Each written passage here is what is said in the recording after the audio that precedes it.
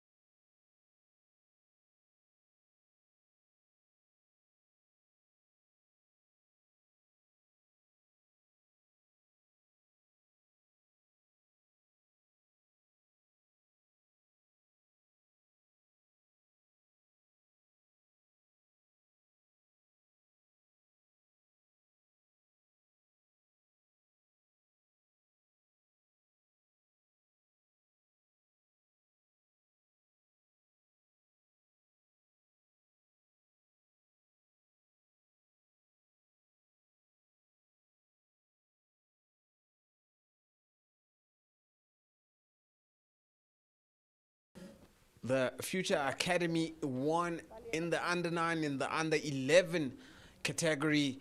Are they gonna continue dominating on the day? As we see, Lynnwood will be the fielding side. Plenty of cricket. I'm not alone. My name is Mbali Hlope, and you are tuned in to Pitch Vision Sports Technology. It is, of course, the Titans Daisy Cup. Plenty of cricket this weekend. Tomorrow we have 3 beautiful finals also, and I'm not alone. I am joined by a good friend of mine, Jason. Jason, beautiful cricket day. Sun is out. Boys are having fun at this World Cup venue. It is, of course, the SuperSport Park. Hi, Mbali. Hope you're having a great afternoon. I think it's been a beautiful day here for families to come and spend their day out and watch our juniors on show here at the SuperSport Park. It's been a great day, especially for Future Cricket Academy, having won both the under 9 and under 11 titles, the Titans Daisy Cup. Now for the third match, under 13, we have the mark, the first ball, straight to the keeper. I believe you've picked up a couple of talented players for your team that you're recruiting. Hopefully they come good in the next few years. I mean, that's the beauty of such tournaments. You are able to say, but I've seen this kid before, I've seen this boy before, and these are the type of opportunities, and that's how we create, what people would call content these days. It's much easier to track a youngster because we have them on TV. They are getting the exposure. They are getting used to what it's like to play in front of a live crowd, in front of TV, or being on TV. So very good start from Nodia, who is bowling from the end that we are seated at.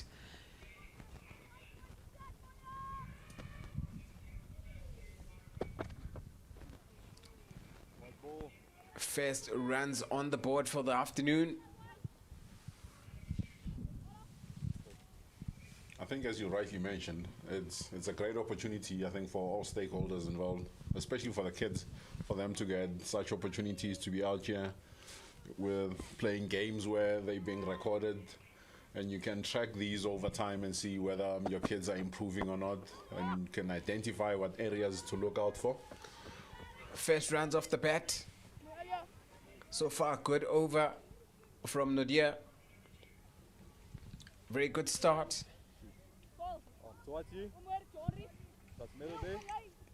It's a good start. We'll be looking to make sure that the Klofies do not get off to a flyer here, as we saw in the previous game, where there was a big partnership of 134 to win the game for the Future Cricket Academy. They'll be looking to strike early on here with Nodia.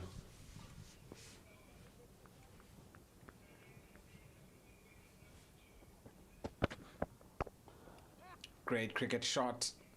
Great runs. A shot at the stumps. Landsat gets off the mark.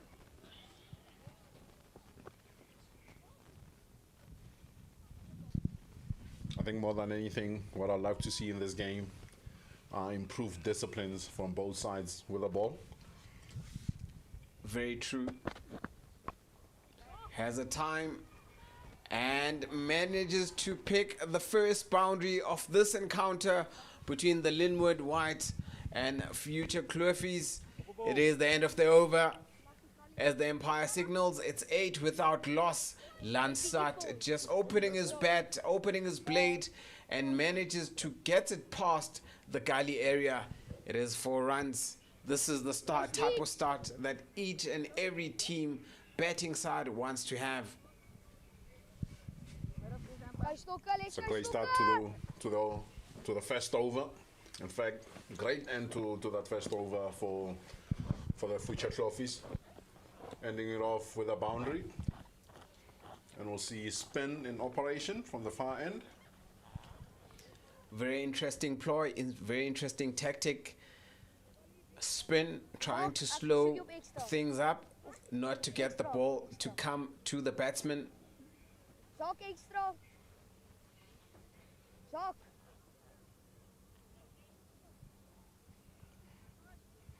Kijk. if you start well as a spinner, and you're on the batting, you do not give much width, it can pay dividends. But you also need to get the right field settings. Has a swing, a very hard swing. Sweeper tidies up. Prince Lou is the other opening batsman. Seen a couple of surnames that would remind you of Proteas.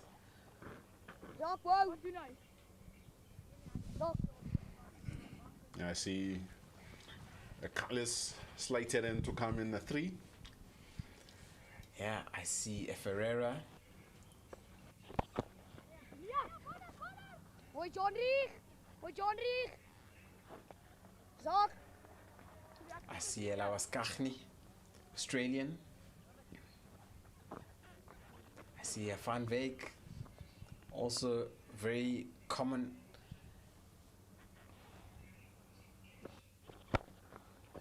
Very well hit, very well fielded. Around at this age group, this is where you see with each and every player how talented they are, whether they're a bowler or a batsman. It's easier to pick up from the age 11-ish. Very well timed. Ja man, ja boys, is by die druk boys, vrou die druk man. Yeah, I think of this age group, that's when players start showing what skill they're going to be specializing in the long term. Because in the younger age groups, they have to do everything. Sweep down to the leg side, beats both fielders, and that's another boundary to feature Klofies. Well played, very well timed, and was able to find the gap between the deep mid wicket and the deep square.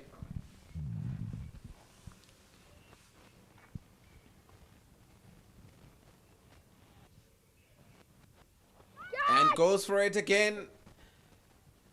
Just eludes the deep mid wicket and falls in between the cow corner. Another run added to the tally. So 2 more runs, or should I say 1 more run, takes the score to 14 just after 2 overs.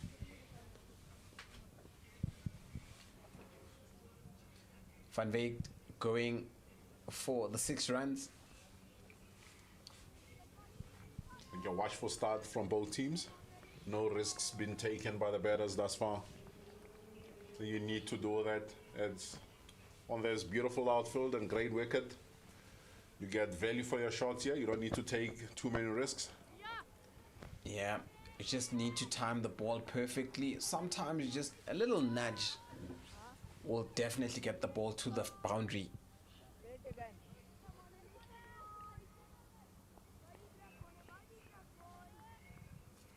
There's still a place for good old classic batting.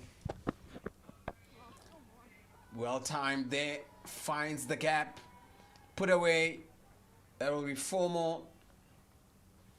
Lansat moves to 14. Has managed to capitalize on anything that has been loose. But I guess because some of these youngsters spend lots of time hitting balls, it's easier.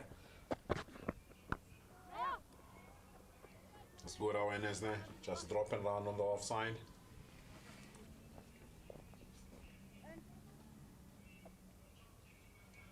I think as we have seen over the years with the growth of one-on-one coaching and private coaching, kids are exposed to high quality coaching from an early age, and the skills come to the fore quite early now.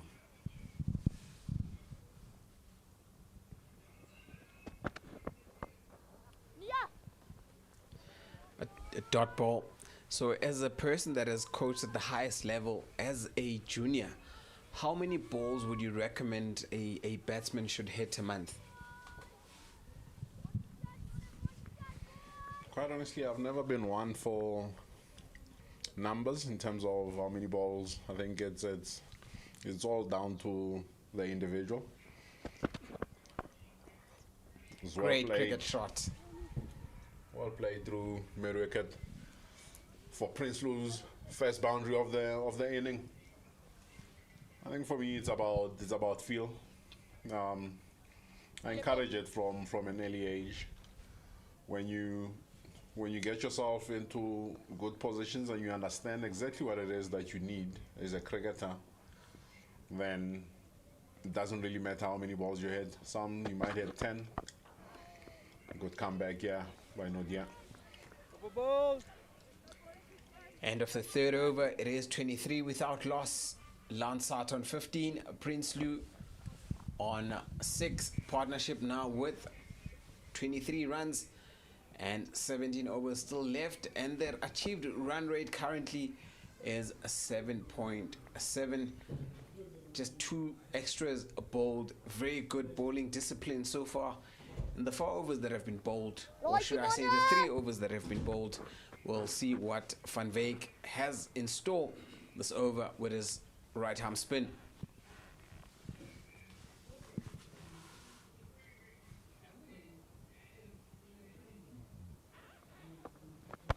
Ooh, very well bowled. Very well dug out. Stop! Kom op, bietjie nader. As you can hear, the keeper, Gavin, saying, Beginadar, saying, come closer. Another one around. So, around this age also, you get to see your reverse sweeps, your sweep shots. That's where the confidence starts. But I guess it comes with age that when you start playing as early as you can, by the time you're 10, 11, you have an idea of the type of shots that you can play. You become very confident. It becomes much easier for you to play.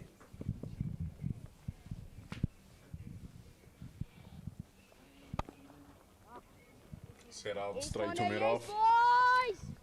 I think it's very important for the kids to experiment as much as they possibly can with all the different ranges of shots. Then they will learn and understand what works for them. Flight it up, that hit over mid-on. Mid-wicket cannot cut that off, and that goes for 4. Yeah, you can see the serious competition. Anything loose, those 2 have managed to put away. Kom Lynnwood, kom aan. Doesn't give room for error.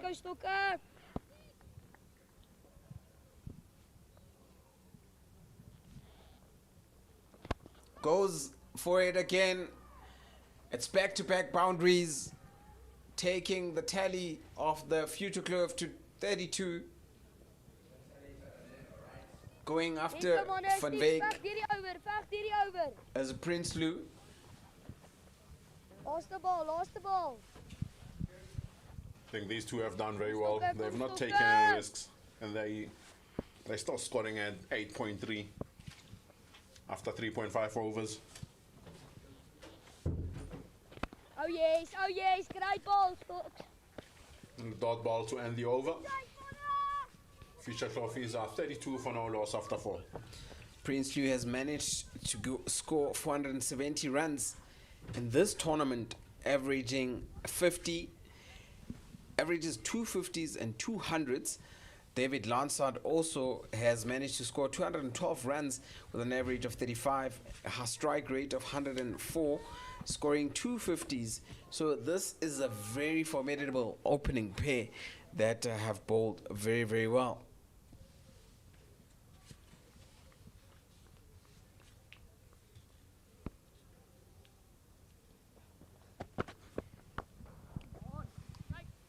Great cricket shot there, but results to nothing.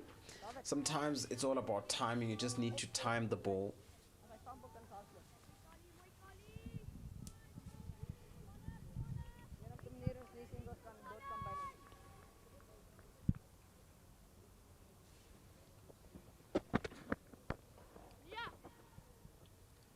Missed out on that one. As you can see, he's mad at himself. One that did not pitch feels that he's lost out on a good 2-3 runs.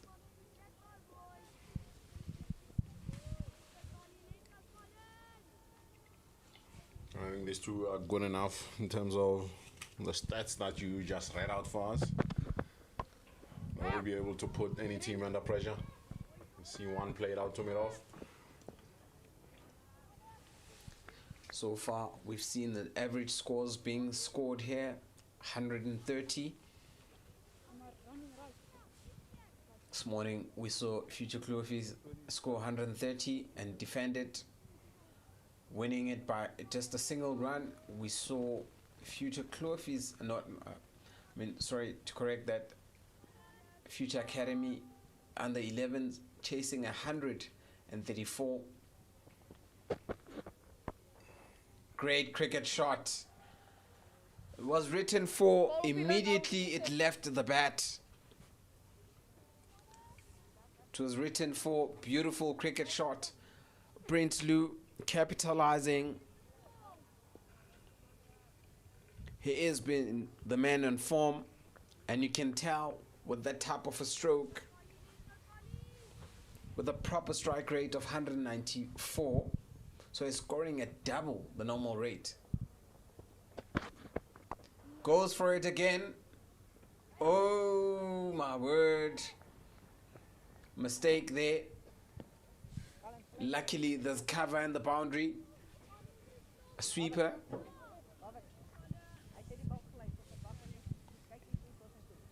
I think these two will complement each other very well, with Prinsloo striking at 194 before the start of this game, and Lansat at 104. So quite clearly a good partnership between these two gentlemen. There's one to mid on. You can tell this chemistry just in the manner they run, how they communicate. That they are, when an opening pair is not used to each other, there's a bit of miscommunication at first, but these two, it's very easy.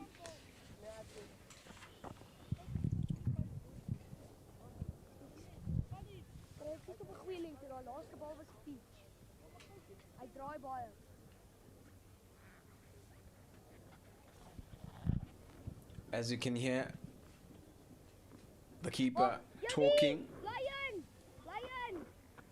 Still continuing with Van Wyk says a dry buyer, meaning it turns a lot. He's trying to tell him, get a spot. Get it to turn, but not that much.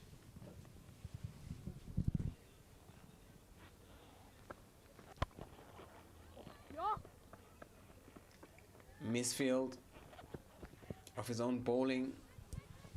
That is Van Wyk. I thought that was a very good fielding change there by Van Wyk to Lansat, with no fielders out on the boundary on the offside, and with deep square leg and deep mid wicket out in operation. It gives men an opportunity to try and spin the ball a little bit.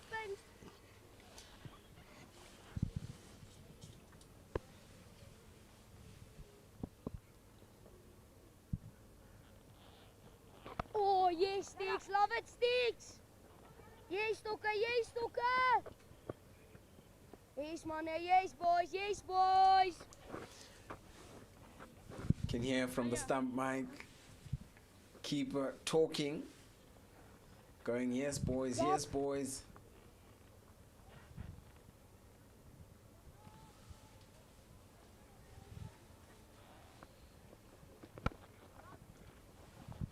Perfectly timed by Lansat, but does not beat the fielder.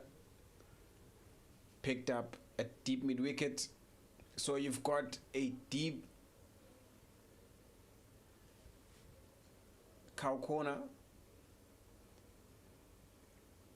You've got a deep mid wicket, trying to lure Prinsloo to go and try and go for the sweep shot, and hopefully skies one, and that the two men on the boundary, on the deep mid wicket boundary, is able to catch it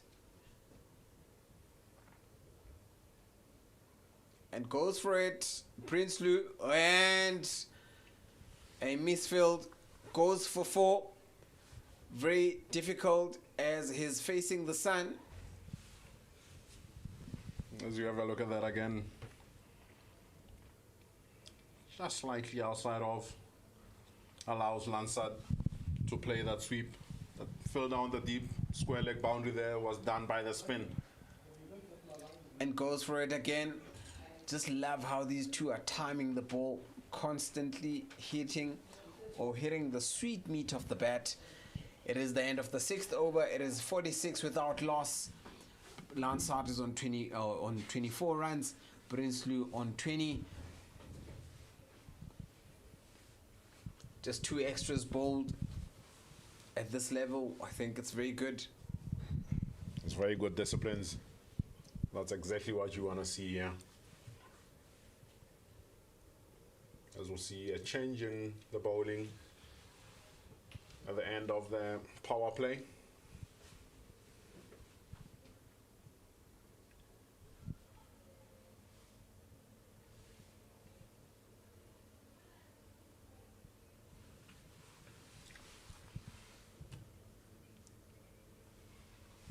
And we'll see Niven Hayes into the attack.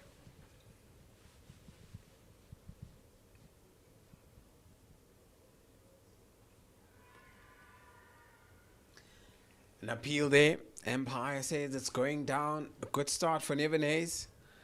Just one leg by. Comes off that appeal. Empire was not convinced.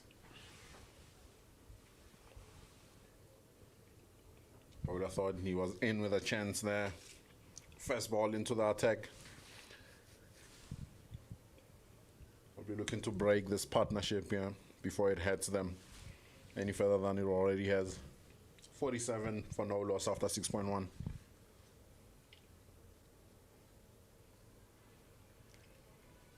Prince Luke going after Lansard, rectifying the cricket shot that he played the previous delivery. Good practice.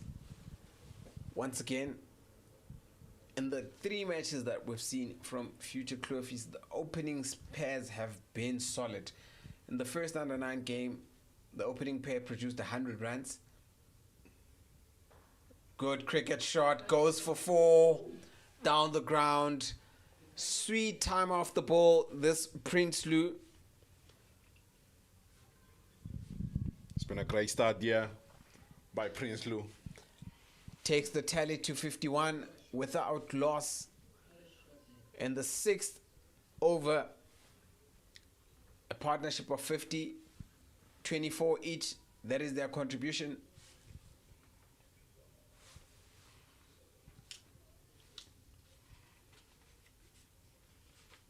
Once again, goes for it and picked up at backward point.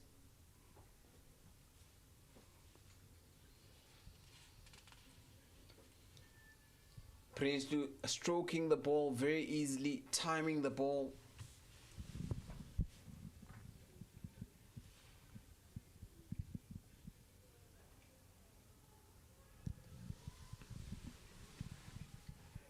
Was well played right in front of the fielders. Dropping and running on the offside. Let's see, Niven Hayes has played 9 games and bowled in 7 of those. He's bowled 18 overs, then conceded 120 runs while picking up 4 wickets. I think you'll love to get that economy rate just under 6.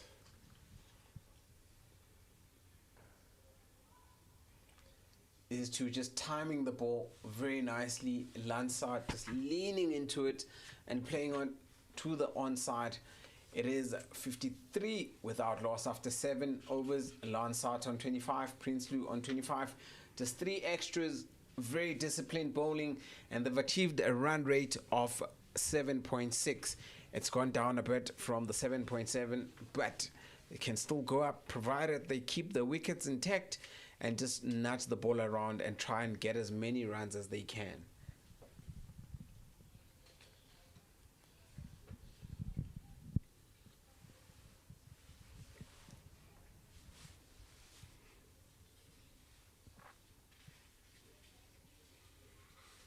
We'll see a change in the bowling from the far end. With left arm spin in operation.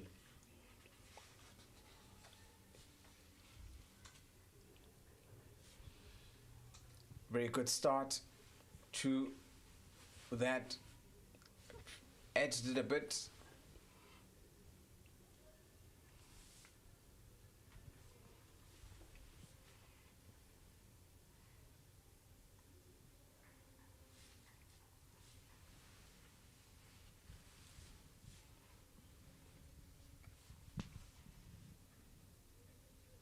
Prinsloo goes for it, and it goes over the top.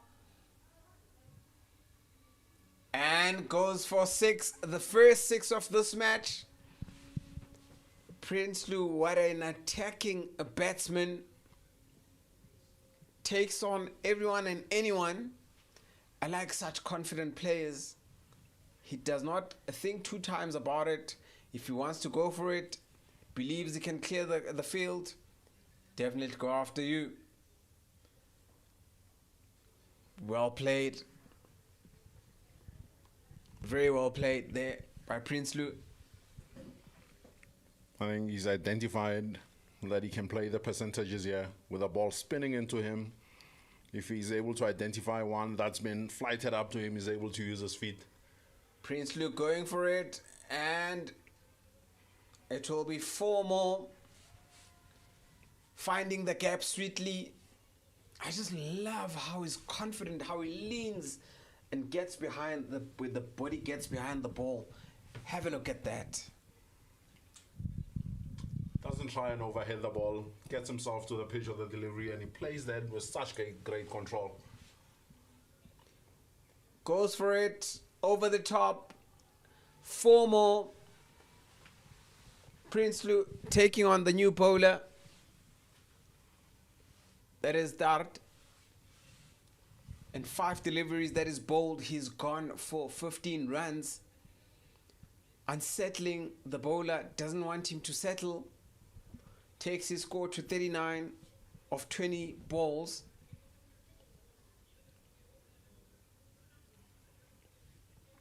I think this is batting of the highest order here from Leo Prinsloo. We'll now see the change in the field. Long on, long off. Cow corner and sweeper on the offside. And he just gets one down to sweeper to end the over. Just also dancing down to the track and just not wanting to hit it very hard, but just wanting to guide the ball into an open space. There is such great awareness from the young man. Identifying that it's spinning into him, it will be a little bit easier for him to play, and he's able to find the gap on that occasion, playing with good control.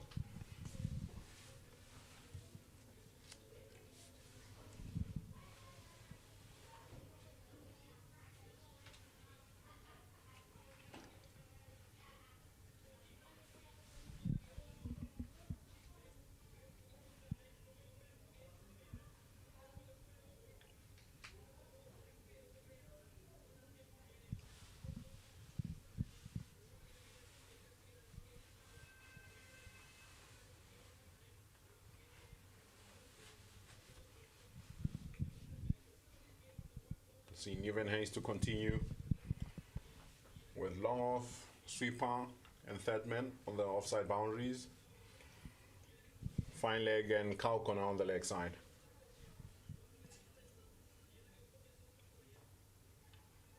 Timing it. Gonna try and get it to the boundary. Very well done. 2 more runs added to the tally of the future Klofies. We're not even at the halfway stage, but they've managed to score 71 runs.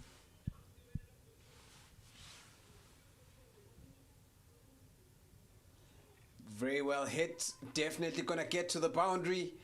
Prinsloo takes his tally to 46. There's been no risk at all from both batters when they've been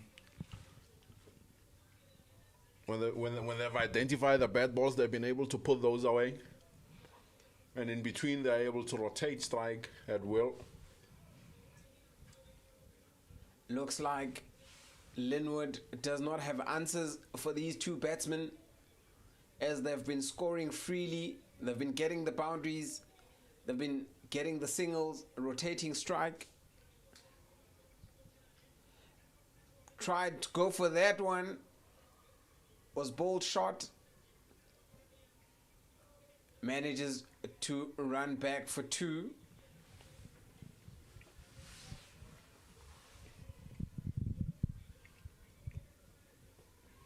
I think for Lynnwood, at this point in time, for their seamers especially, they must just try and take away the space and try and cramp the batters up. Don't give them any room to free up their arms. Oh no, he's dropped him. He's dropped him on 48.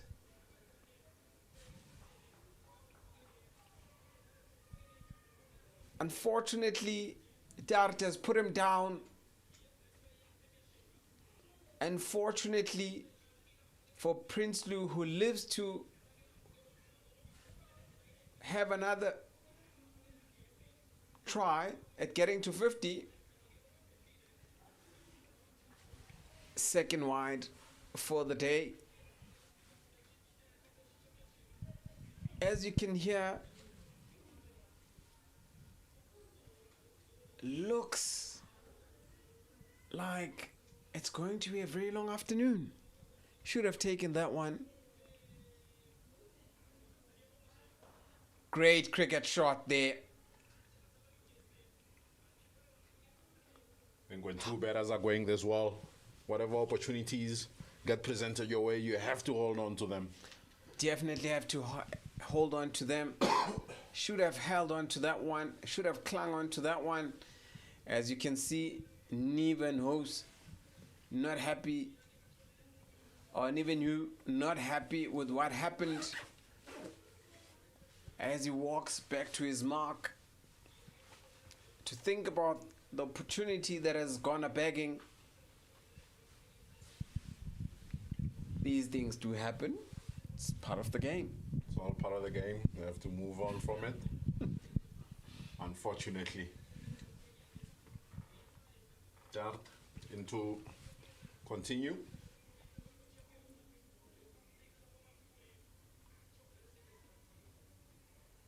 I'll head out to backward point just for one. They got away with one there with no one else behind square there. Definitely.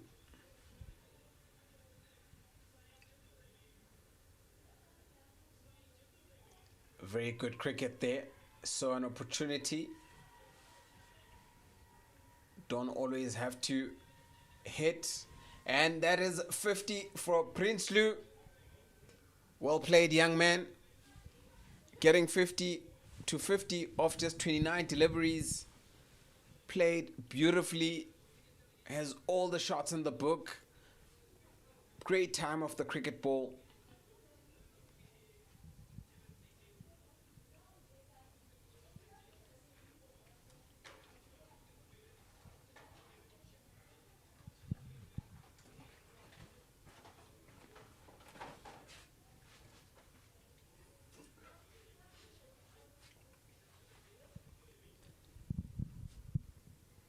Rotating the strike, very important.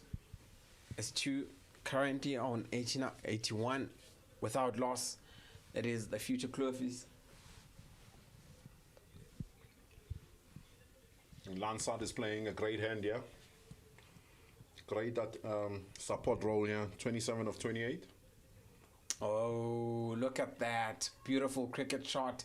Just waited for it as it went past him. Glides it to the vacant area where everyone is on the offside and the leg side.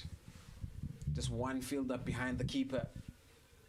And they're both, or should I say two fielders, and they're both on the leg side.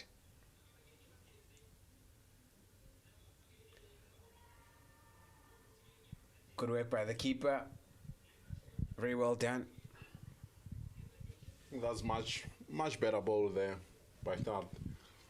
Giving it just a little bit of pace there and bowling it a little bit flatter.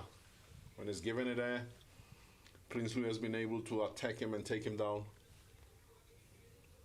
And that's a great play to go just a little bit quick and keep him in his crease.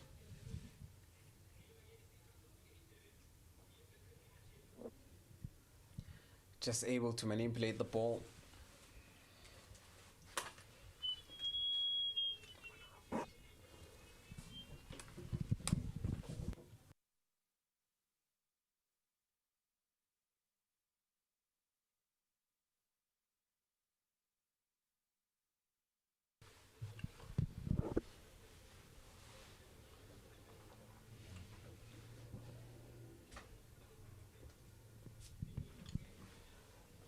After 10 overs at the halfway point of this first innings of the Under-13 final, it is 85 for no loss.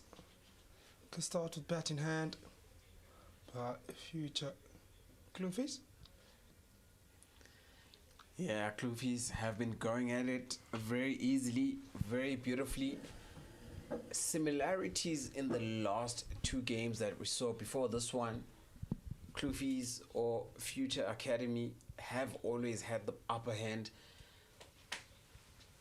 The opening pairs have always been solid, which gives them, a good, stepping stone. Becomes much easier for the batsmen that will come in after. So very solid opening pairs. Yeah, absolutely right. Gives them a really good foundation when you do have the openers being able to score runs up top early on.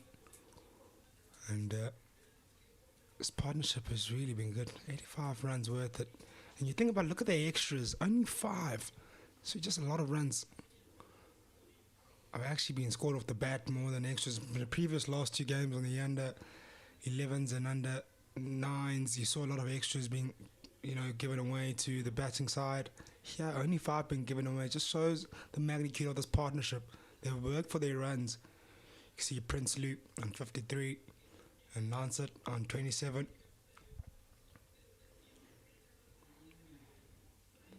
Going a strike rate run rate of 8.4. Oh, that's a good shot. Straight to the man at backward point. Yeah, Prinsloo has been timing the ball very, very well. I just saw one mistake where he was dropped when he was on 48. He's had a beautiful inning so far. And he has been the man on form. His strike rate, his average just does say it all. He's had a great season so far, having scored 490 runs. Goes for it. Good fielding on the boundary. Very good fielding in the boundary. Yeah, it was future Klofies who were pretty confident going at the toss, saying it didn't really matter what they had to do first, bat first or bowl first. They're pretty confident in their skill sets. And you can see that right here with the opening run stand of 86. And that's the start you're looking for. That's a statement that you want to make in a final. You want to come out there and have positive intent and make a statement and put whatever decision that was made by the opposition team in doubt. And that's what they've exactly done, these two openers. Just rotating the strike, very important. If the boundaries have dried up, just rotate the strike. Very important that you do that.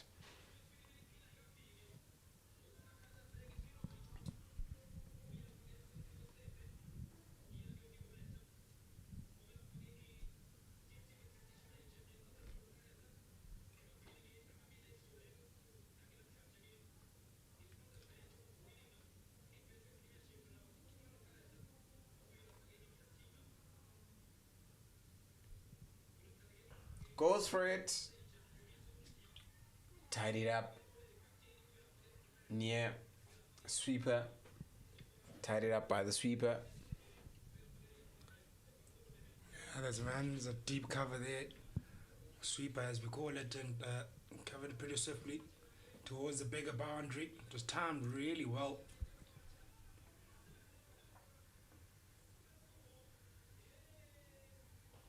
Goes for it again.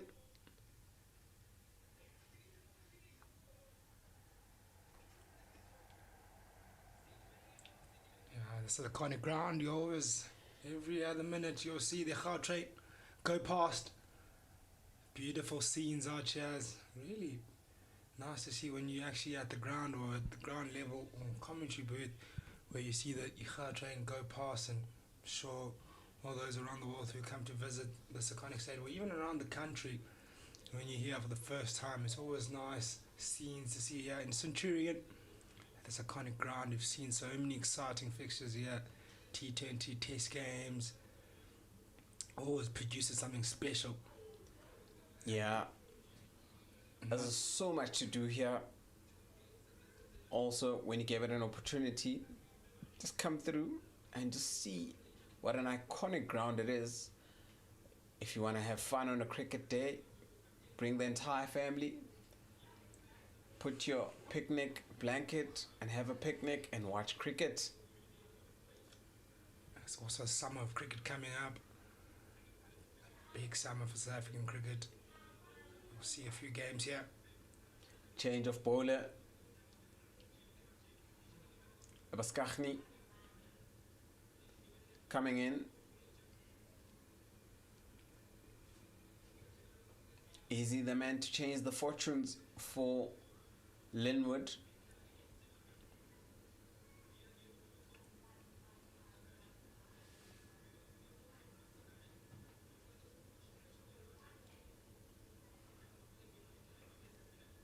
Yeah, we've seen Spin take a few wickets throughout the day here, especially earlier on for the under 9s and under 11s, and especially that if you bowl a lot slower, it does bite, it does turn, and very often has picked up quite a few wickets. So let's see what the spin now of Carl can do. Carl will be searching for his first wicket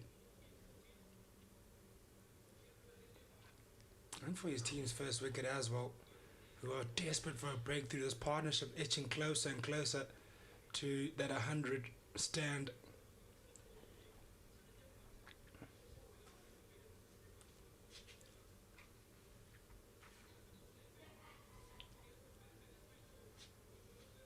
Both these batters are set at the crease at the moment.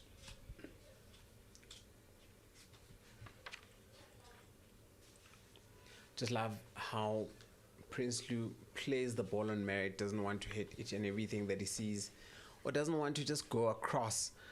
But the maturity of the young man, who is now on 56, just goes to show. Goes for it, and it will be 6 more.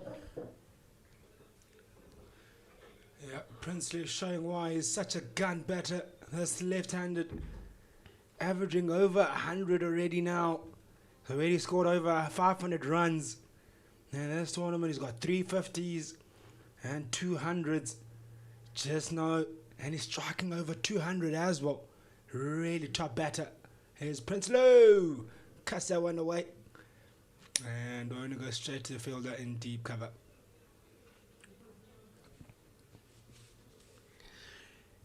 End of the 12th over, it is 108 for no loss, as 2 batsmen have been at it. Contributions by Prinsloo, 63, Lansard, 31. At some point, it looked like Lansard was going to be the one, but Prinsloo is the one that has overtaken Lansard. And, well, you wouldn't mind as a batsman just watching your partner from the other end. Just give him the strike. Yeah, if maybe you are feeling like it's there to hit, you want to maybe have a bit of strike as well, but it's a partnership in the day. You'll give to the guy that is fine in the middle of batting the regular occasions. The important part is the other batter is to give you a batting part in the strike, as he does there. Rotates the strike quite nicely, drop and run. Give it to the man who's clearing the boundary with ease at the moment and who's in top form. Though it was Prinsloo who rotated the strike, then gave it to Lansard, who gave the strike to the right-handed batter. Both players sharing the responsibility with the 100-run stand already. An outstanding one so far. And a strike rate of 9.1 per over. Looking set for over a total of 150 already. To be a tough task. Haven't seen total over 150 yet. Batting first here. You'll usually see around about this time runs slowing down when the ball gets a bit older. But we'll see. Maybe it might be a little bit different here for the under-13s. Maybe they can push on and not lose wickets.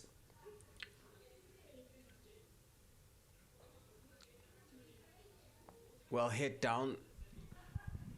Too long on. As they quickly run to. Seeing the misfield. Seems like everything has gone quiet now. As Future Klofies build a very, very tall order.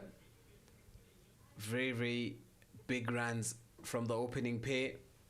So far, partnership of 115.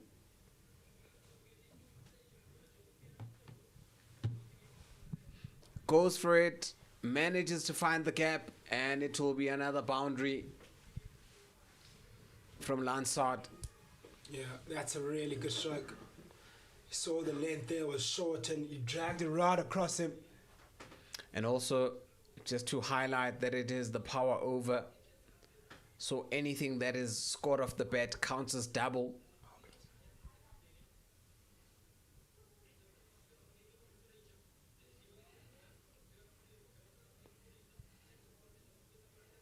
Goes for it again.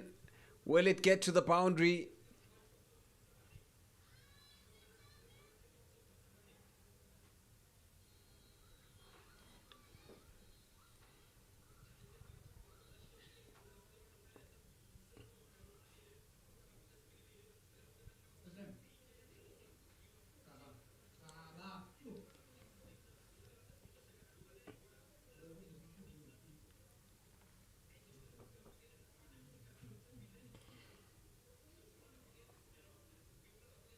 Oh, that's a nice shot. Tickled away, but won't beat the man a short third.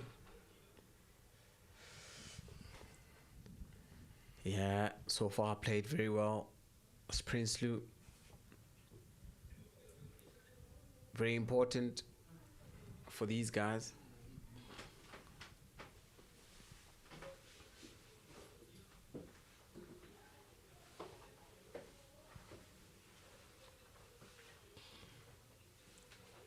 Jordan has gone for 13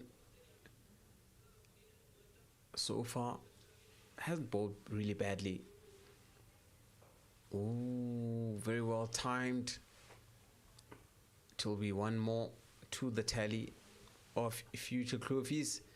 It is the end of the 14th over. It's 128 for the loss of no wicket. And there will be a change in commentary.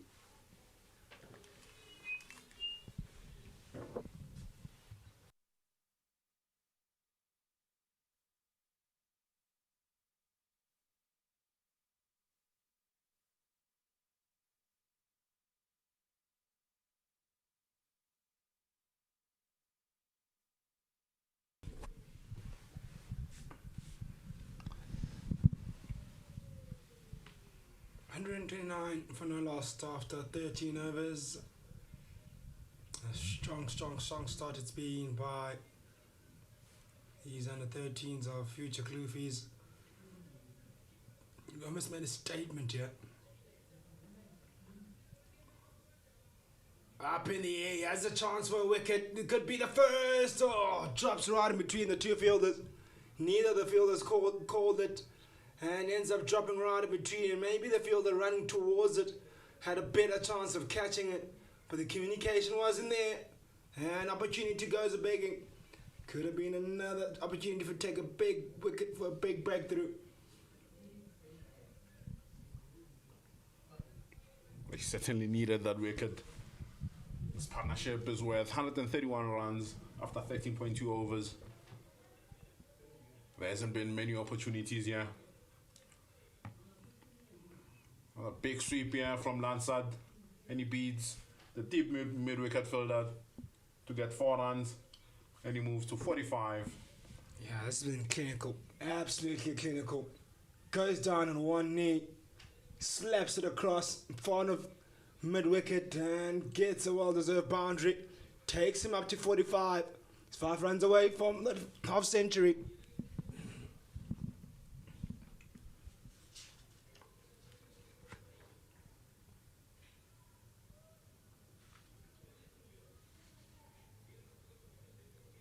Oh, this one will go through everything. We'll go through the keeper. We'll go past short fine leg. We'll take 2. Well, the future Klofies. Look at these 2 batters. Coming into this game, it was Prinsloo, he was averaging at 94 coming in here, and Darwin Lansard also averaging at 35. And he scored 250s. Both of them have scored 250s outside of, obviously, the 200s are scored by Prinsloo.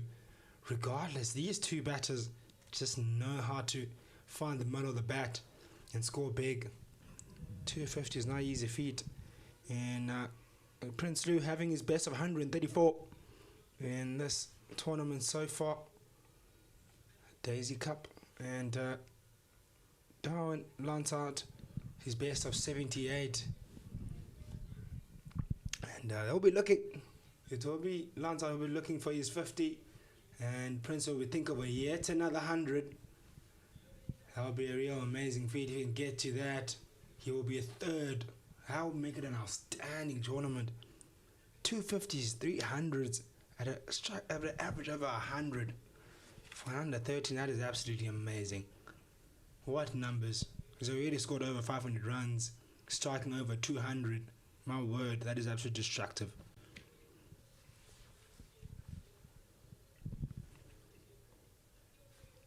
And coming into this game, he was already sitting on 470 runs. And with Lansard sitting number 2 with 212 runs. So it's been an outstanding tournament already for these 2 batters. And if you look at their team stats, they're the only 2 batters that have more than 100 runs in this tournament. So it would have been very important for Lynnwood White to break this partnership, to try and get that middle order in and give themselves a chance. It's a big shot over mid-on. It'll go 1 bounce over the boundary for 4 runs to Prinsloo. This is threatening to get out of control quickly here for the Lynnwood White.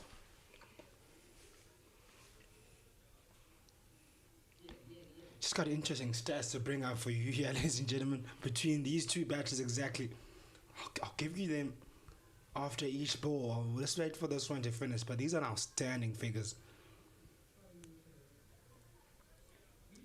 Cuts it away vigorously and goes for another boundary. And I think these stats will really add on to what I'm about to say right now. Lee Prinsloo scores 69% of his runs as boundaries. And he scores 2 runs almost per ball face. A real true match winner, this young man. And Darwin Lansard,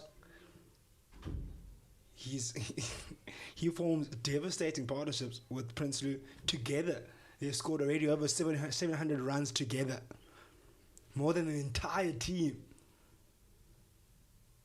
Oh, slaps it straight down the ground. So you just think about it. If you can't get these 2 guys out early on, they will really do some damage. It just shows what they do. These 2 are when they're out there together. They've scored runs combined together more than the entire team. So it just shows how much reliant are the future Klofies on these 2. And how big it is on the final. They've worked out. They've scored runs. Both on really good scores at the moment.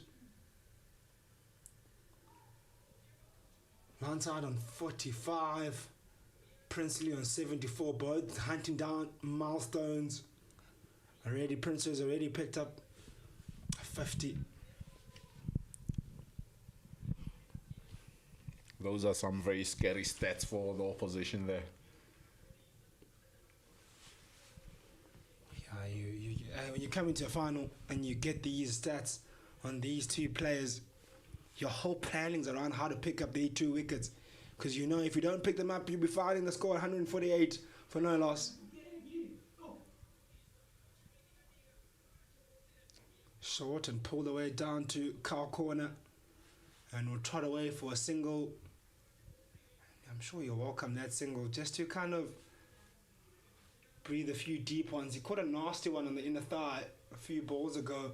Still showing a bit of discomfort as Lancet.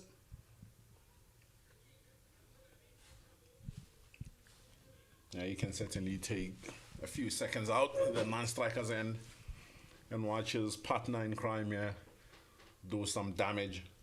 With 74 from 45 is Prince Lou. And he has this one down to long on for one to end the 15th over. And that takes the Fisher Klofies to 150 for no loss. Going at a run rate of 10 to the over exactly. Yeah, one thing you see here when you look over the changing room of the future Klofies as the 100-run stand comes up for these two batters, you just see there's barely any movement in the dugout. That's how much trust they have in these two. They know that once these two are out there together, no one really needs to get pads on. They score majority runs anyway. So maybe they'll be thinking, okay, we'll get our pads on maybe around the 17th, 18th over in case they try to go big. Barely any movement. The only movement you really see is guys carrying water up and down the stairs for when these two batters need water. Otherwise, they know everything's under control when Prince Lou and Lansard are out there.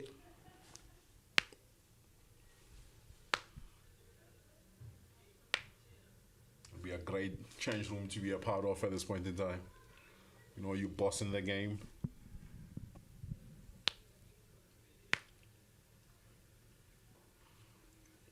Oh, that's a really good shot. And another boundary. Another devastating boundary. It was all timing. The man in the cover region on the sweeper had like about 10 meters to cover. And he never get to it.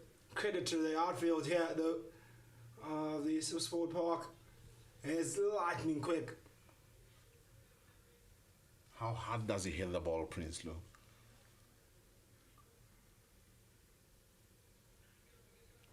Yeah, you can see now he's looking to change gears as Prince Lou hunting down that third 100.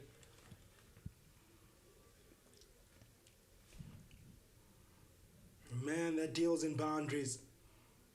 Doesn't know any other way but score boundaries. Hitting hard over the bowler, but there's cover on the boundary.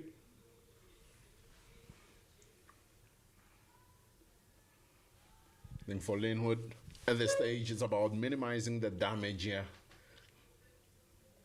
You have to minimize the amount of boundaries these two batters are able to get. Just change up the plans a little bit.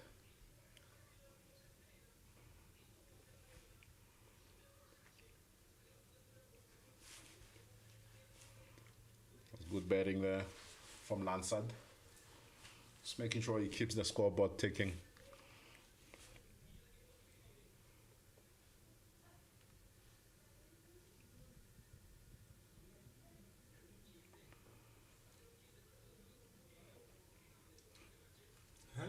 Really look flustered when they have to run between the wicket. They know that boundaries will come anyway. Lansard on 80 now. Such a destructive batter. And also he's got so much class in him. I think it's one of the boys that I'll keep an eye on. Lee Prince Lou. Remember the name? I'm a couple of years away from hearing him and his stardom. See India producing 15-year-olds that clear boundaries with ease. Give this boy a few more years, he might be doing that. He's certainly on the right track. But he's able to change gears quite nicely between being ultra aggressive and just playing the field and rotating the strike. That has been a hallmark of this inning.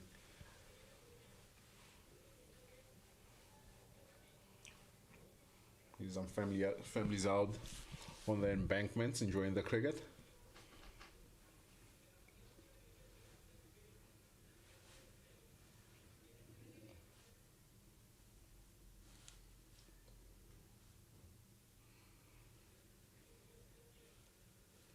We'll see Niven Hayes back into the attack, having bowled 2 overs, none for 17.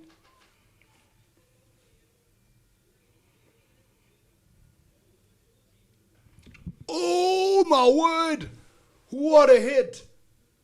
That's the biggest of the day. Have not seen anything bigger than that. Wow, wow, wow. That is clean. Whew.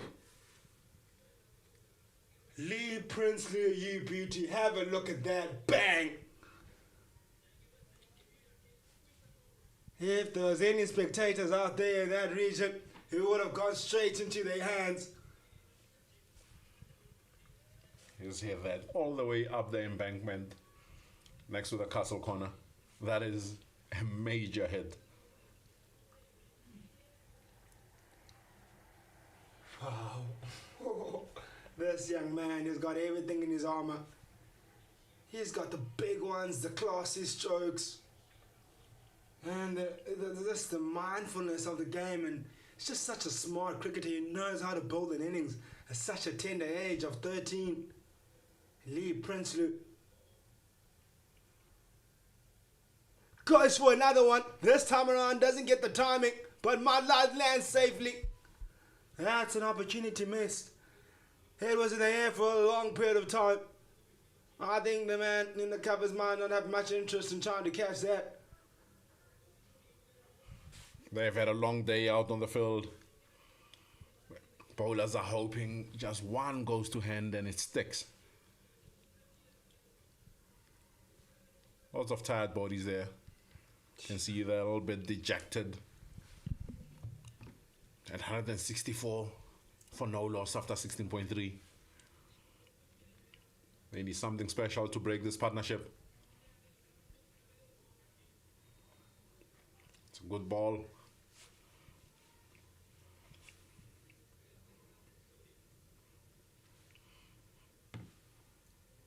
How do you get them ready to come try and chase down what is going to be a mammoth target here?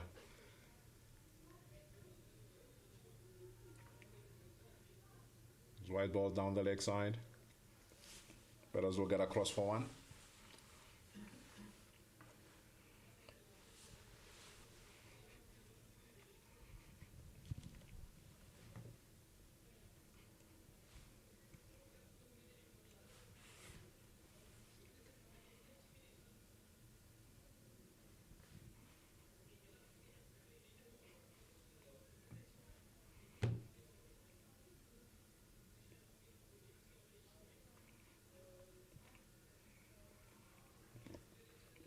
Oh, that's a no ball called. Oh, they do not need these extras. Prinsloo certainly doesn't need free hits. He's been going well. 88 or 55.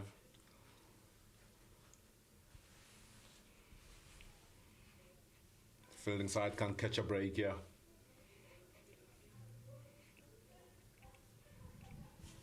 Niven Hayes to Prinsloo, free hit.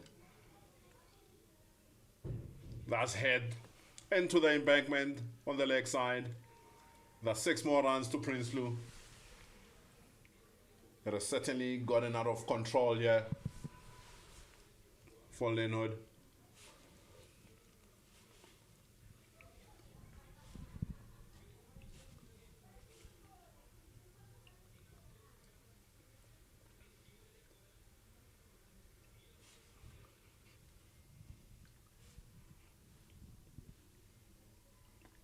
Prinsloo is now just 1 hit away from a third 100 in this tournament. It's 94-56. Wow, this young man is something really special. 94 of just 56 deliveries.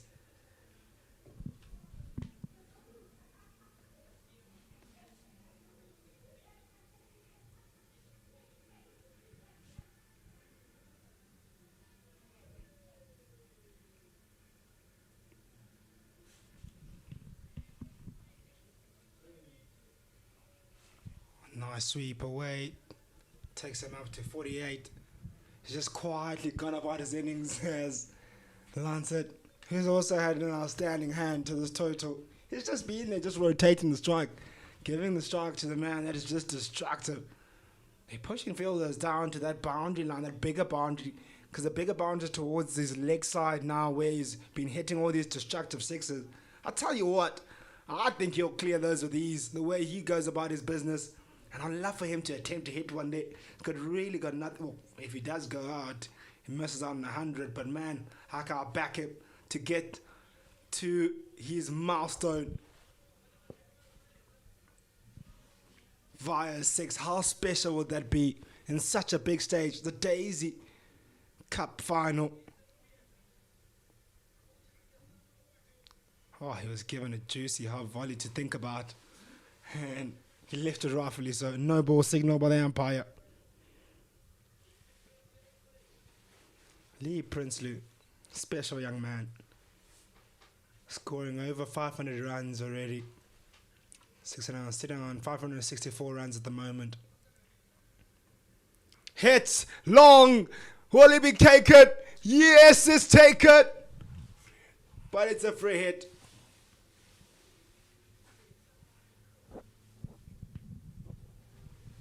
He had a chance to get to 100 via 6, but it was taken on the boundary.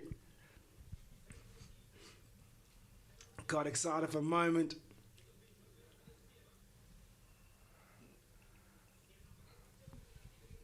Great recovery there on the leg, square leg boundary there. That ball spinning away from the fielder. He's able to keep it down to 1. It's been a very productive strike. Or rather shot for Lansat, that sweep shot.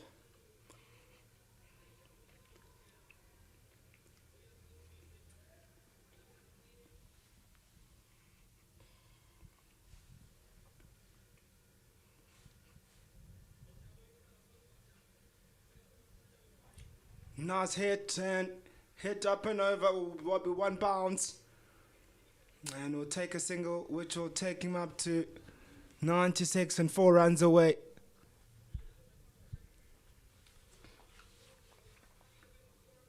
And that's the end of the over. You'll take strike and then you over. Wow, wow, wow. What a performance has been here in final time. For the future Klofies, they're the real future.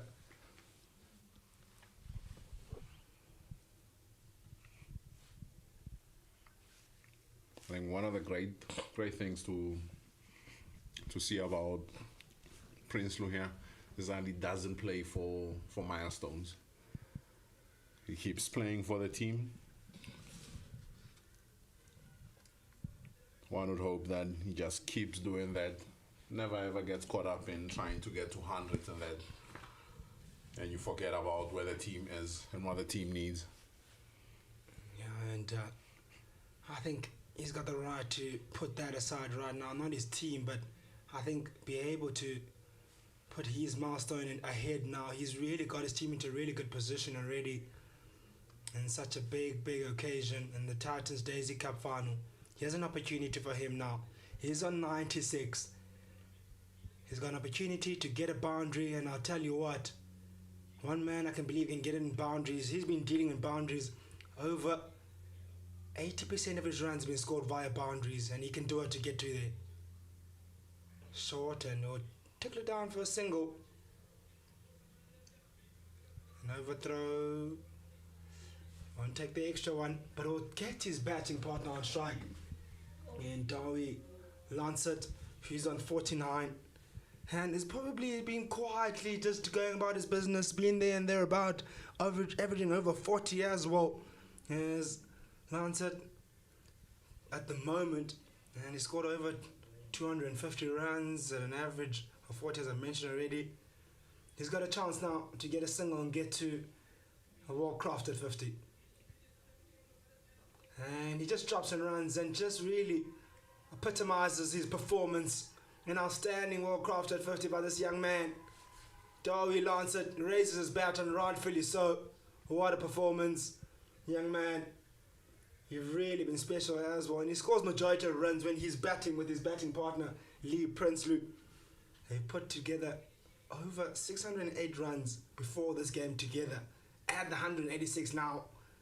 Special. Powerfully hit. Through backward point. That could go through. And we'll go through for a boundary. And we'll take a moment and stand up and applaud this young man, this special kid, Lee Princely, for his third 100. Wow. Over 550 runs and continues. Does this young man, averaging over 100, keeps on doing it over and over again. What a special performance. Look at that again, how he got there. Cut it through backward point, went through the legs. Never mind, that's 100.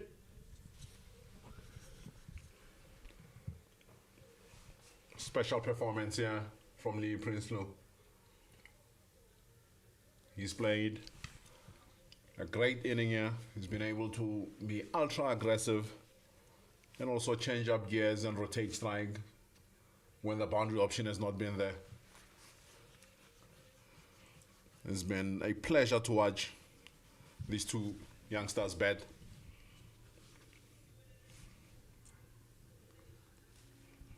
Yeah, these two are now standing. 192 run partnership. And drags it towards the leg side. And will be a single.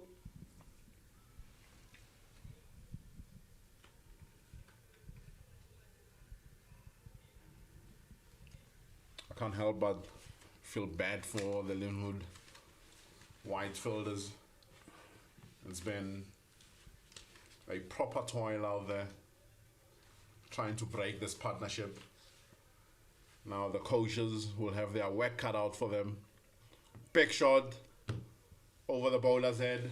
Couple of bounces for 4 for Lee Princely to end what is the 19th over. Now the coaches will have quite a bit of work to do in that short break to make sure that their players are in the right frame of mind for them to try and chase down what will be a mammoth target here for the Lynnwood White. Yeah, man. Wow. These two batters, just if you take the 197 runs that they put together already in this game, added onto the 600 and 82 in the previous games, that's 879 runs put together just between these two players, and Lancet and Princely. My word. Just sit there and be amazed at the team and just stand there and applaud. I'm sure their hands are starting to itch now from applauding from the future Klofies teammates, because every single time these two are putting on masterclass.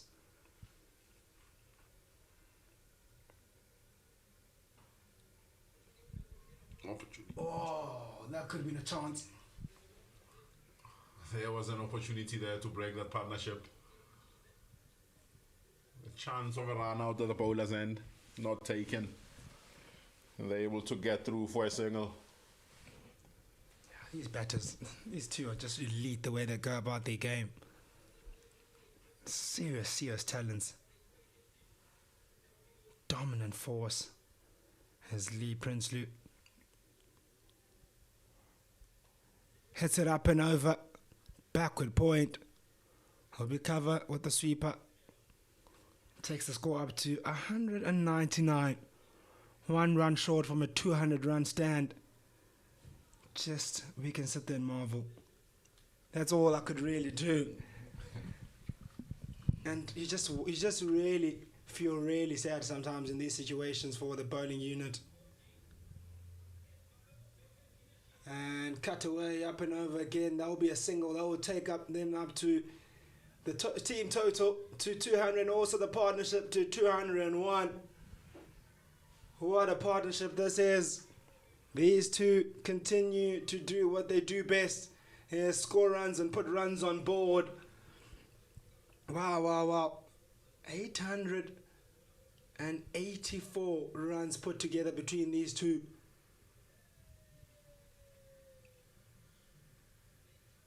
Oh, nice hit. 1 bounce, 4. Finishing in the flurry. It was great to see that both these batters at the top of the order, they're also able to bat right through the innings. Prinsley has got 2 not outs prior to this match, and Davy Lansard, on one occasion, he went unbeaten.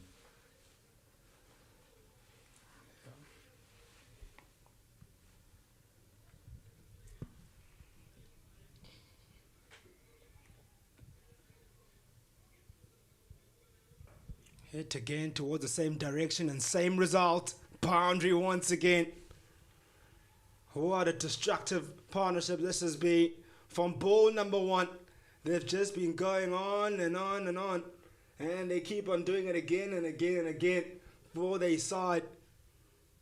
They just love batting together, these two. An opening partnership and an opening pair that bats like this always wins your big tournaments.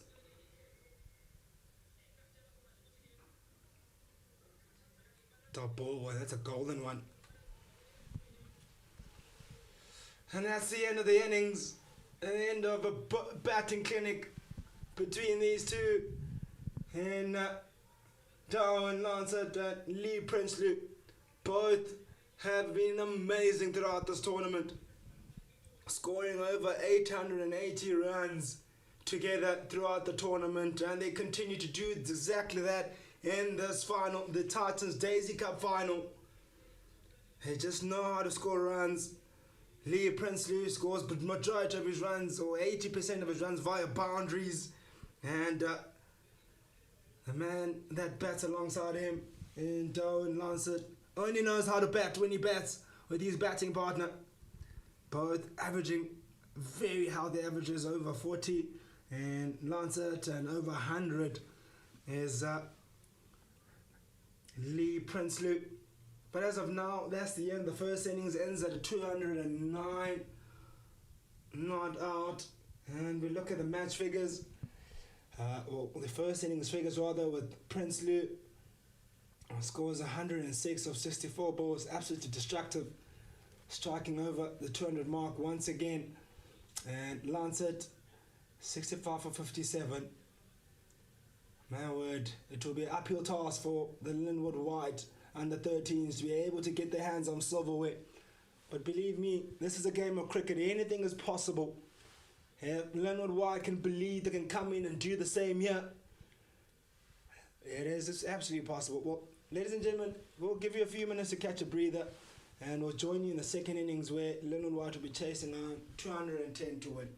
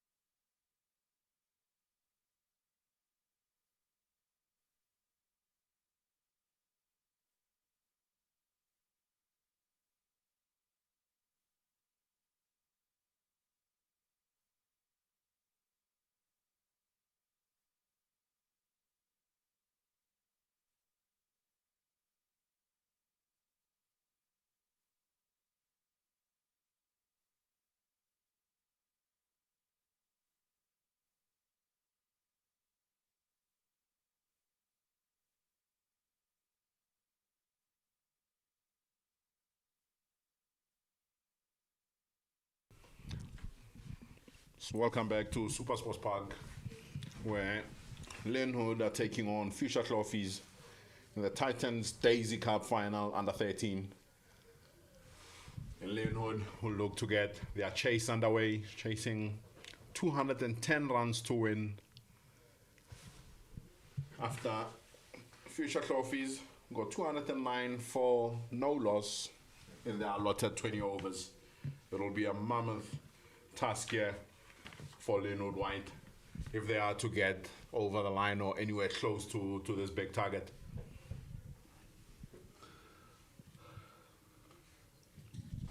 Yeah, big task in hand indeed for Lynnwood White, but not an impossible task. And many may be sitting on the grandstands or watching around on our streams, maybe counting them out, but I tell you what, I truly believe this is a game of cricket and anything is possible. Requires them to be pretty strong up top as well. They've got Matthew and Daniel at the crease at the moment, and it'll ask a lot of them, but brave hearts and brave minds will be required.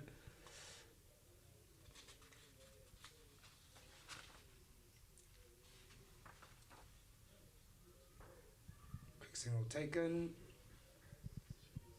and it's getting to the latter parts of the afternoon here at SuperSport Park, Centurion, to what has been a wonderful day of cricket. Had two finals that have passed already, the under 9s and under 11s, both won by the one side.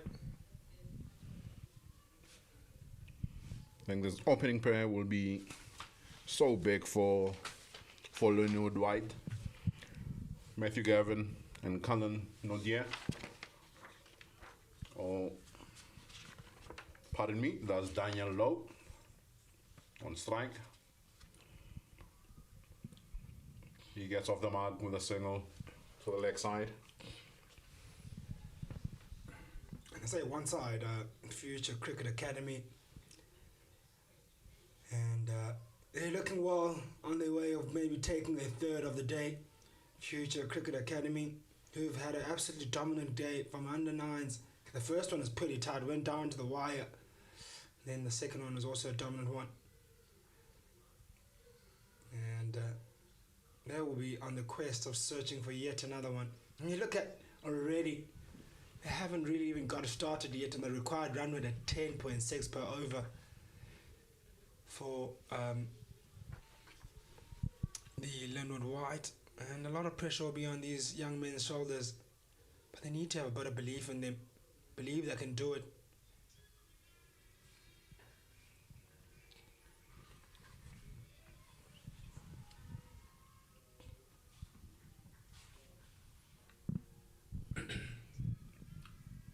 Great single taken there by Gavin.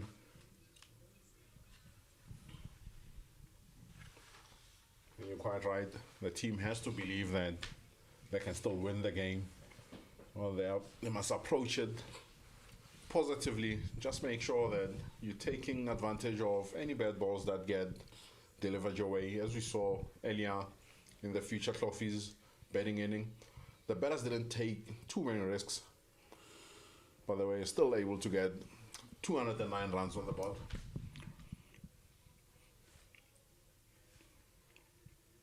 Yeah, what's going to be an interesting one is that it's going to be required these young men to, I think, just have someone there in that dugout to tell them, look, don't have to go out there and just throw your wicket away and try and get a runs at a quick flurry. I think they have to be very smart about how they go about their play. First of all, it's not going to be easy total to chase down, don't get me wrong.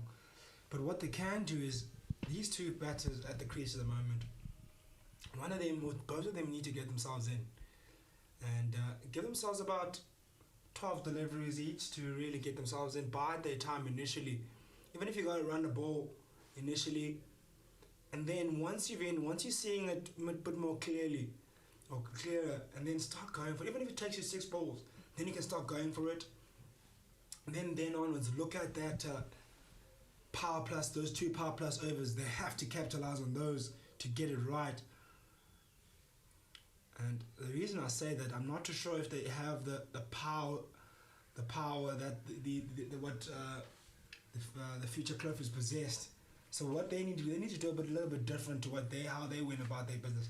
Run harder between the wickets, take your twos, any loose ball, go for it, and that has to be the mindset. And anything is possible if you can do that. Get your basics right, run well between the wickets, rotate the strike, put the fielding sound under pressure.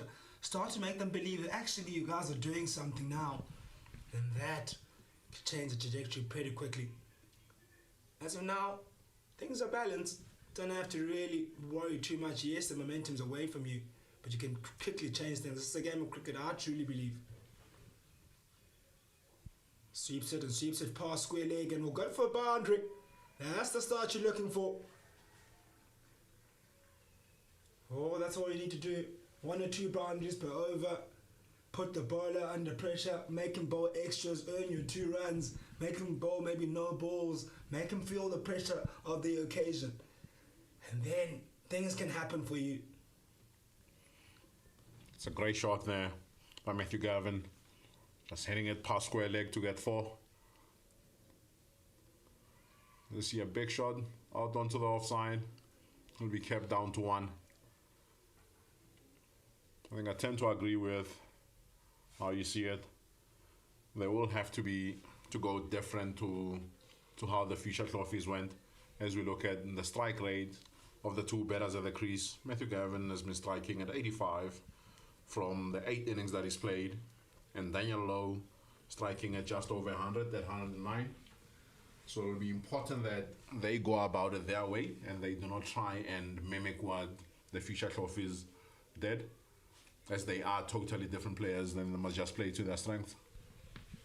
Absolutely right.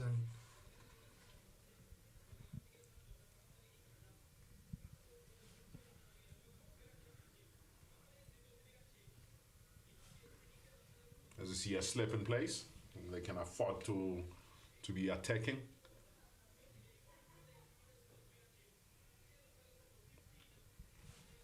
Yeah, they can afford to be attacking. They can go put a short leg at the moment.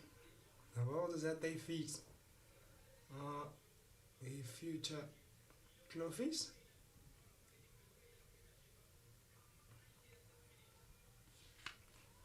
It's a dot ball to end the second. And Lynnwood White is 8 for no loss after 2 overs. Still needing a further 202 runs to win from 108 balls.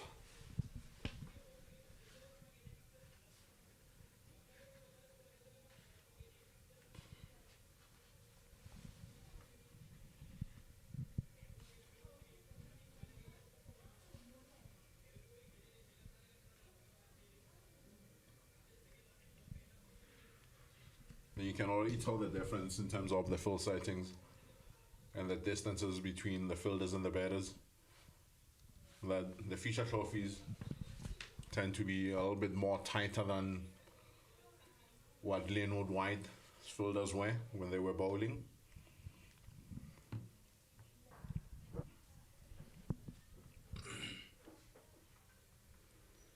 Yeah, I can see even the level of bowling also, the accuracy is a lot different, and obviously it makes a world of difference when you got 2 classy batters that can clear the boundary with ease, puts less pressure on you. I'm sure coming into this final they would have known the numbers that these 2 openers possessed, so the slight pressure would have been there, and knowing that they're the team to beat going into this tournament, going to this final, so pressure would have been on onto the bowlers, but you have to put that behind you really. When you're out there in that field, you're equals, and you can't degrade yourself or make yourself feel smaller, especially as a youngster. You all got abilities, you all can play cricket, you all got brains. You've got to use them and be smart about it.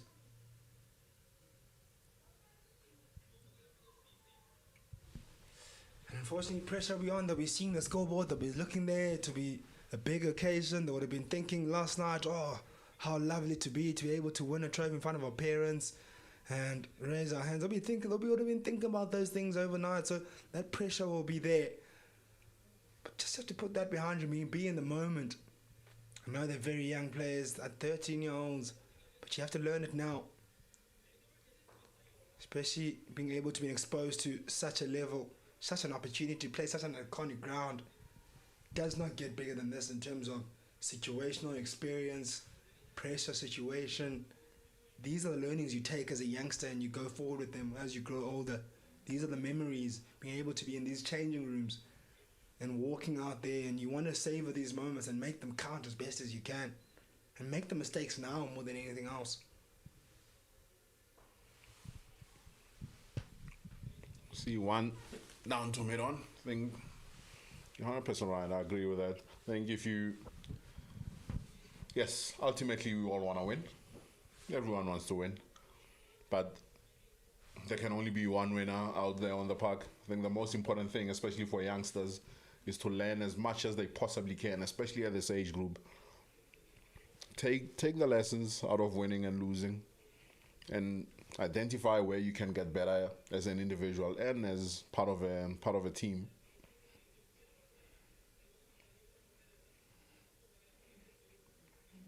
That's a white ball to end the third over. It's gone darker and darker and gloomier here. Not too sure if we are scheduled to get any, but floodlights on. No, not a lot of balls will get to the head height or pose any danger, but maybe to the fielders who might not be able to see. Because from here, from the commentary box, obviously it'll feel a bit darker because we're under the roof of the stadium. But maybe out there in the field, there's a bit more light still. But it is winter time, so the sun does set a bit quicker out here. A few minutes to pass, 4.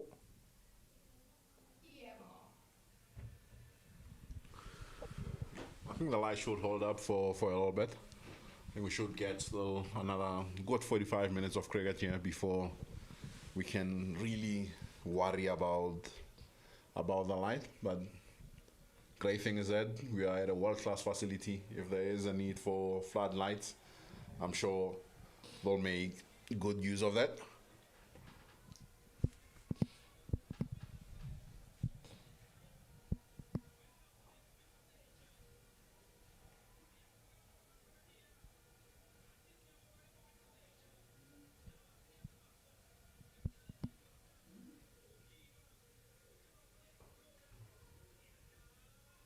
That's an outstanding shot. That's a really good shot. For a long period of time, long on was interested or long off was interested, and just the timing of the shot was so good that it never gave him a chance to cover ground there. And good runs on board. 17 for no loss.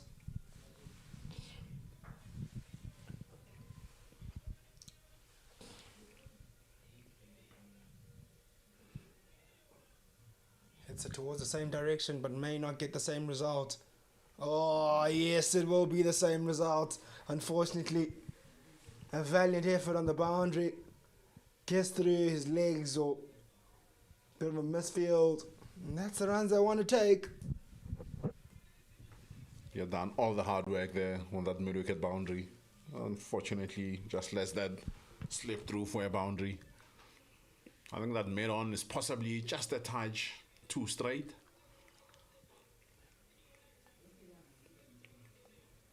Gives himself a couple of meters to his right and be able to cut off that angle a little bit quicker. And you can expect such. Still youngsters. They'll learn as they go along. Oh, that's a nice shot. Swept it away for a boundary. I'll tell you what, they're on to something now. Oh, these two in Gavender and Low. In particular, Gavender. Matthew Gavender on 20 of just 17. Told you what, if you believe anything is possible out of this game of cricket. Both teams need to bat on the same surface, remember. You can't think when you come out there and you bully and you come out and you play a bullish brand of cricket and you perform really well, things will be all too easy when you come back in the second innings. You have to still bowl really well. And here are the Lynnwood side, White under 13s, will want to correct the wrongs of the past, of the last two finals that we've seen today. They'll want to get a result and make a statement here. I think that was the end of a very good over for the Lynnwood White. And Matthew Gavin picking up 3 boundaries in that over against Richard.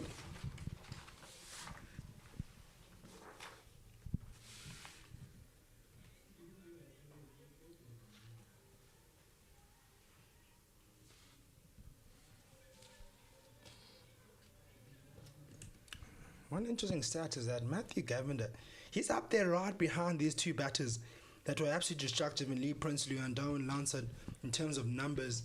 Yes, he may not have been as destructive or has the high strike rates or the big runs, but what I'll tell you is he can score runs. He's got 250s in this tournament already. He's got 182 runs at an average of 45 and going at a strike rate of 85. So he'll be someone they'll be looking to clearly the Lynnwood White side, and if he can get going already, he's on 20 of 17.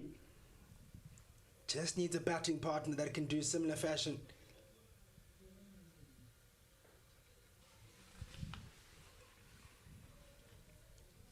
How big would a chase this will be? And we've seen many outstanding chases here in senior cricket at this particular ground and in the high felt. If you are able to be confident and play your strokes, it's a carpet out here, the ball flies through. So if you time it well enough and you get a good connection, it does go to the boundary pretty quickly. You get value for your shots here. As you rightfully mentioned, Matthew Gavin, I think, will be the most important batter in this lineup. Everyone else will have to bat around him. Yeah, and still a batter yet to come, an appeal. Still yet a batter to come for Lynn White on the 13s. And Callum Nordia, who's still in the dugout. He's also averaging 33, scored 166 runs. And he's also pretty destructive, does score boundaries, and he's got 150 under his belt. I'm not saying he needs to be in there right now, but they do have batters, they do have guys that can score runs.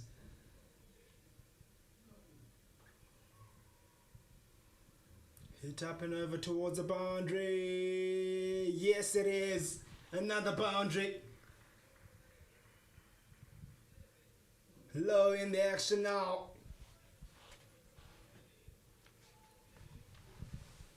It's a great way to end the over. It was a great over up to that far. Only 1 run was conceded before that last ball. And Lowe gets his first boundary of his inning to move to 8 of 11. Yeah, one of the things that have been mentioned here under his numbers and what he possesses, the insights about him is that he's an ultimate player. He stays till the end. That's something that we can take note of. And he relies on timing rather than power. So he's a classy stroke player and he's elite and consistent. He scored 2 back-to-back 50s. So something that you can look to and a man you can look to in Matthew Gavin. Matthew Gavin rather chops and runs. Oh, his partner slips on the other end. Thank goodness. We turned him back pretty quickly. And the batter that's yet to come is an all-rounder in Cullen Nordia, who is a finisher. Someone they may need at the end to get the destructive runs. Sweep again, sweep it powerfully, but straight to the man at deep square. 32 for no loss. After 5.2 overs, required rate is slightly crept up to 12.1 per over. The current going at 6 per over. Still doing the important part. There's still that power play that's yet to come. There's 2 power play overs. The power plus and cuts it away and cuts it in a gap. Might not get to the boundary or get runs. Might be pushing for 3. And they only take 2. I think with his required run rate creeping up over 12, those 2 power play plus overs are going to be very big for Lynnwood Whites if they are able to get themselves back into this game.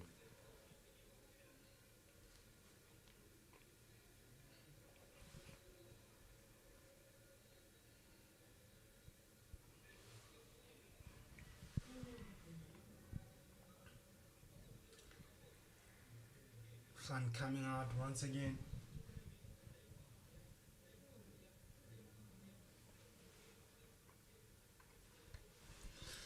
As classy as Matthew Governor is, but once he's in, he'll need to go for it. He'll need to change gears.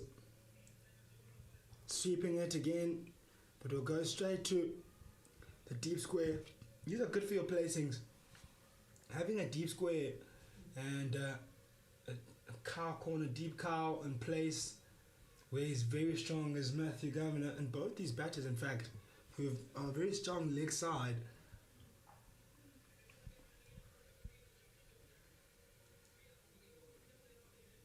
It was the dot ball to end the over. It was a very good start there from Francois Rath. Only conceding 4 runs in his first over.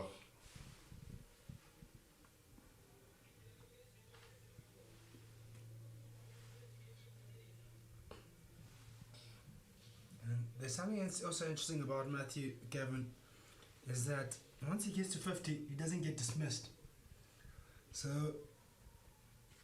that's something that you can look out for as the umpire signals the end of the power play. 36 for none. Current run rate at 6 runs per over. Required a 12.4. Nice hit and hit well enough and will go away for a boundary. That's Daniel for you. Daniel Lowe into the action. They'll need plenty more of those. Once Daniel Lowe gets in and Matthew Gavin are in a healthy parties for over 50, I'm thinking call that power plus.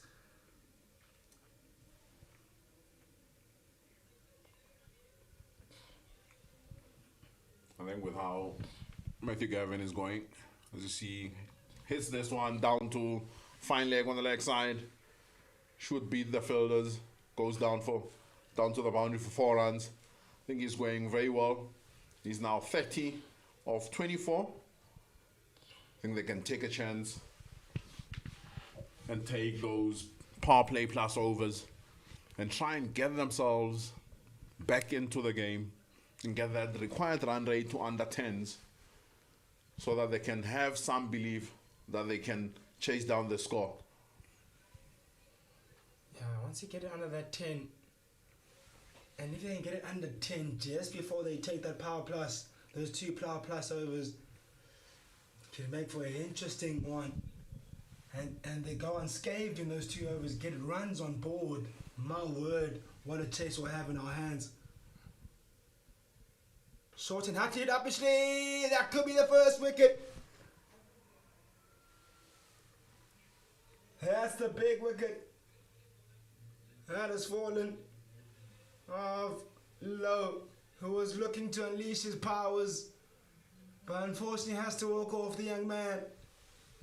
You can see he's thinking.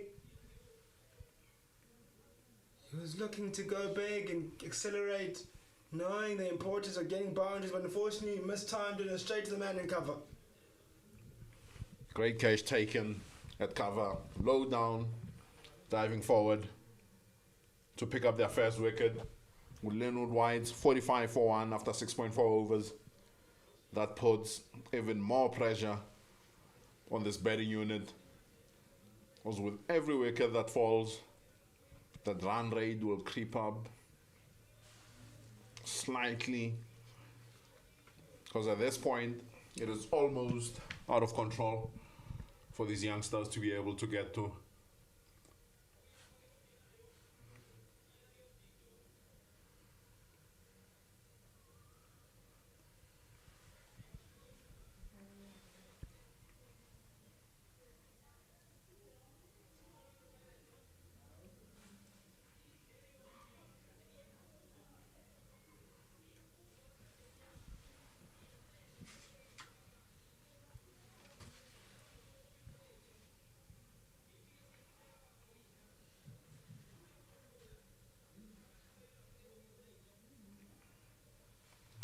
White ball to Kyle Labaskakni on strike.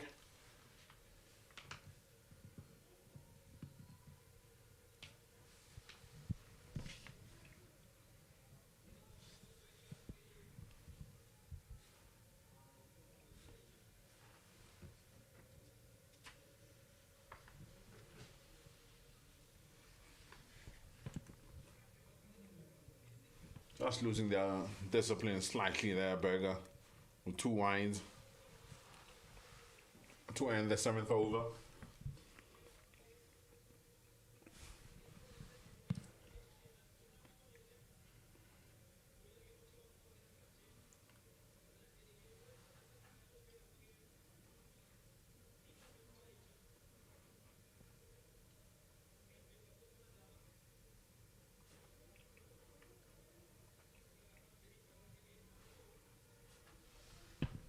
It's a bit of a surprise that Colin Nundier, who's their second most prolific run getter in this tournament, hasn't come to the crease yet to join Matthew Gavin. Sweep down to the mid-wicket boundary. Will just be 1.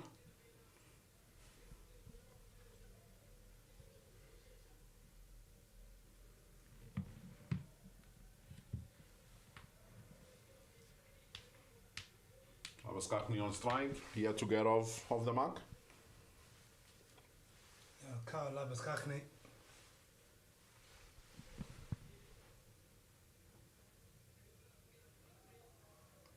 We have a bit of pressure on him as he's coming, he's trying to get himself in. Does have an in batter in there, and what we saw that was done really well by the pair of Prinsloo and Lansat. Is that Lansat wasn't the aggressor, he just rotated the strike and gave it to the in batter, and I'd love to see that being done by Matthew and Carl, to just rotate the strike and keep on sharing the load. I think that will be very important to make sure that Matthew Gavin doesn't get stuck on at the non-striker's end. He needs to face as many as possible.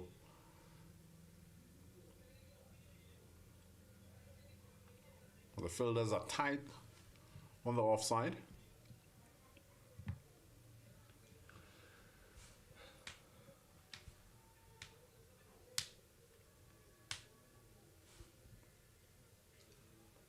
Only 1 run conceded of this over, with a single delivery left.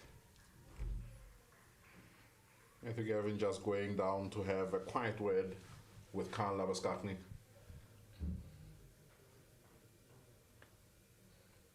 It's much better intent to finish the 8th over with 1 down to mid-off, and Kyle Labaskachny gets off the mark.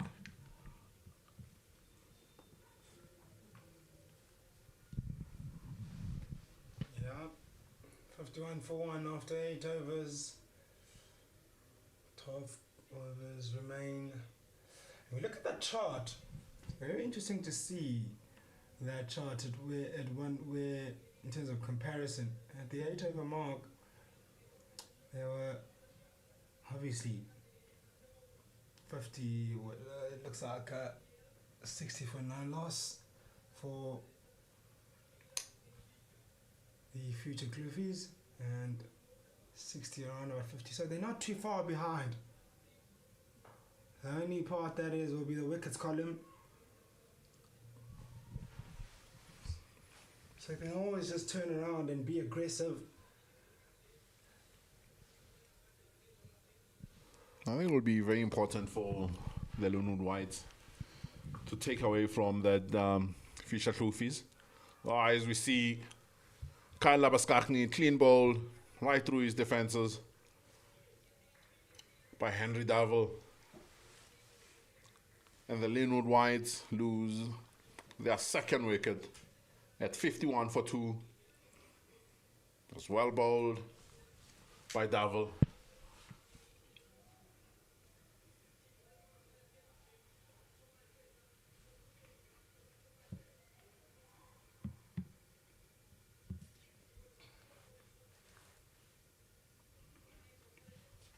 A bit of a loose shot there by Labaskachny. That would have been brought about by the accumulation of dot balls. As we saw earlier in the Klofies batting inning, they made sure that they rotated strike as often as they possibly could, just to take the pressure away from themselves. When they couldn't get boundaries, they were able to get off strike. And I think that will be very key here for this Lynnwood batting attack if they are to get anywhere close to chasing down the score, as that required run rate is getting out of control at 13.6 at the moment, with 159 runs to get of 70 balls. Oh, a huge appeal. The umpire immediately walks away. Oh, bit of indecision in the middle. Oh! Direct hit. You've got your man. Yeah, you can see what pressure does. And these are the two guys that are in the top 5 run scorers, the two at the crease. If this partnership can work out for Lynnwood White, this is the partnership that can give them the hopes and chances of winning this Titans Daisy Cup final. And the 13s, you look at the numbers of Cullen Nordea, hit nicely just in front of point. You look at Cullen Nordea's numbers, is coming here with 166 runs, averaging 33, a strike rate of 102.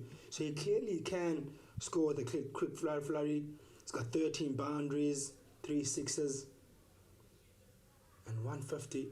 So he knows how to score runs as Cullen. And they'll know, the future Klofies, that this is the partnership that can break, particularly that big wicket of Matthew Gavin. And if they can do that for themselves, they'll get themselves pretty much both hands on the trophy. You can see they're looking at the scoreboard, discussing what they can do, with looking at that required run rate of 14 per over. It is an uphill task. And the plan will be simple here from the Klofies. They'll look to get that required run rate to climb up as much as possible. Get it to climb up over 15 before they take the power play plus overs. Then, you know, whatever damage they get or they do in those 2 overs, you're still ahead of the 8th ball.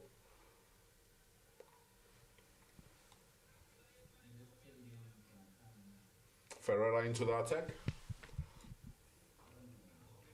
Single taking good running between the wickets. Why no idea?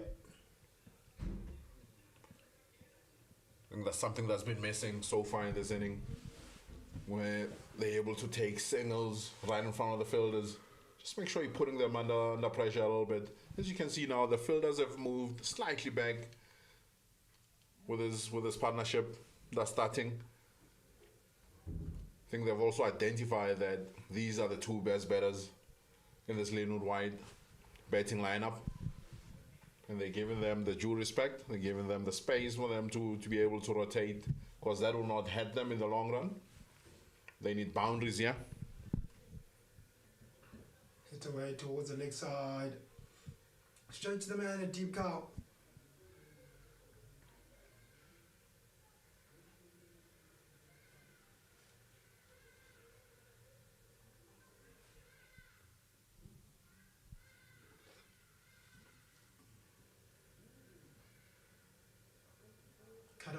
Cut away to the man in deep cover.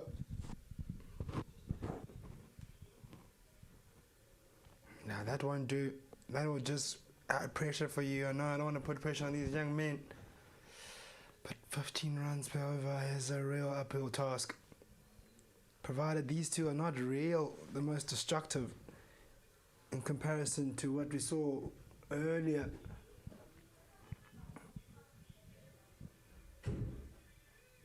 Again, another single. That's what they needed earlier. Running hard between the wickets. Just kind of missing. I think the more you're able to do that, run hard between the wickets, right in front of the fielders, you're able to create better opportunities for yourself to be able to put the fielding side under pressure. And in that way, you might be able to induce a few mistakes here, lapses in concentration, and give yourself opportunities to get boundaries.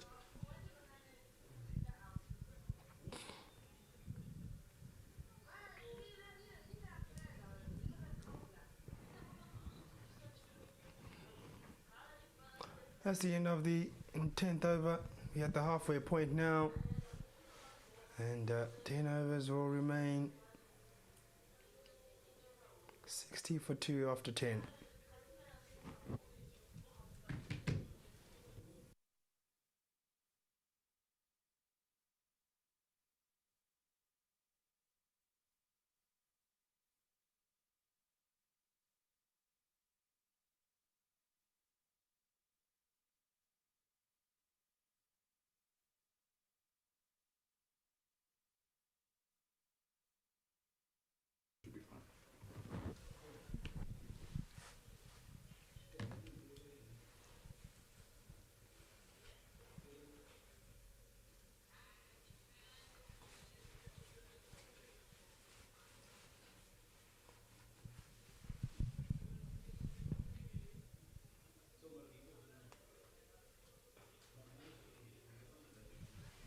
So single out to mid off. 2 singles to start off the 11th over.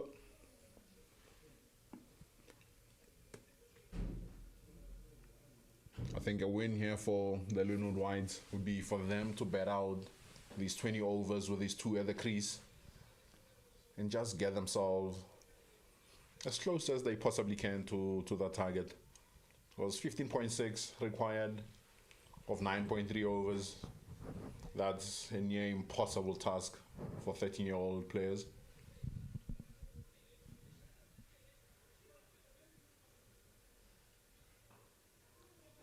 Clips it down leg side and be a single. Yeah, TSO pressure will just keep on piling at this point onwards. And I'm sure that's what will at least a coach will want, to see them go right until the end at least. Bat deep as possible.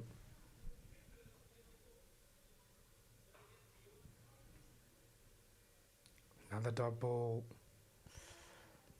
Pressure continues to pile on.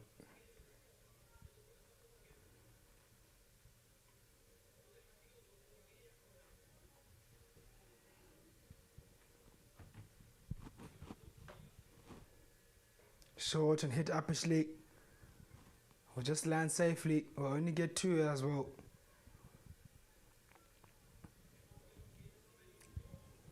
Yeah, they need a Lee Princely somewhere. A Lee Princely kind of strike rate. To just release the shackles and just go for it at this point.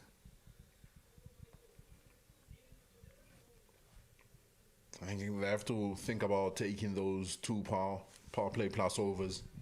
Yeah, just about now. I think the coach needs to pull the trigger now. Can't leave it too late. Have to try get down at least maybe, I know it's exaggerated, but if you're getting doubles, try get maybe about 25 runs in those power play plus 5, so that makes about 50 to 60 runs.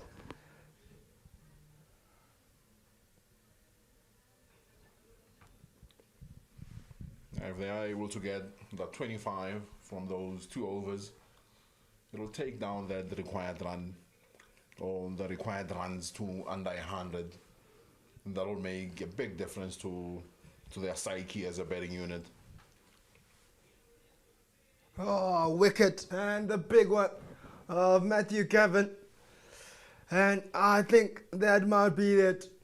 Yes, I may be calling it too early, but that's a big wicket. Their top run scorer in Matthew Cavan, who has to unfortunately walk off. He really had a valiant effort to the young man. He tried everything in his might. He scored 37.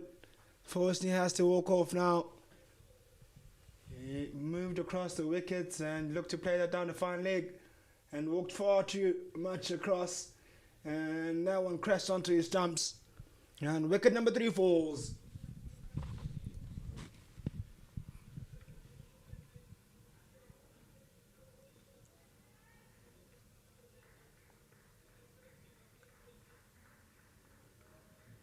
And great effort here from Matthew Gavin.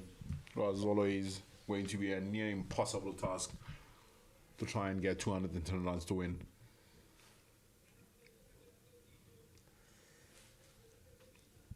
He's played a good hand for his team.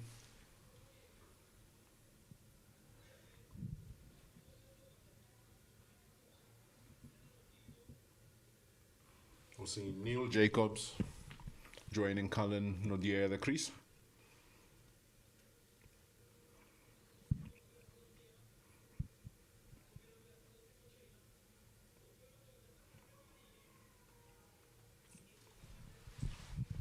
Dot ball first up to Jacobs. Ferreira is in the middle of a very good spell. 1 for 6 from 1.3 overs. I think all the bowlers have been on the money here. The disciplines have been pretty alright as well. Only 10 extras conceded. It's a great stop in the covers. Shies need on a direct hit to be in play there. Jacobs gets off the mark.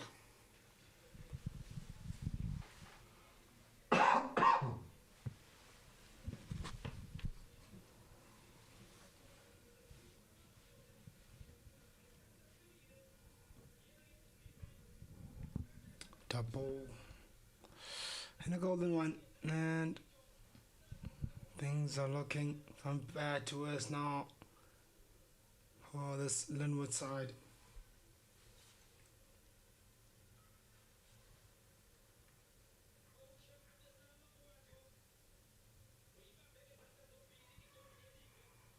Guys up in the air, shots of catch it, but it'll land safely.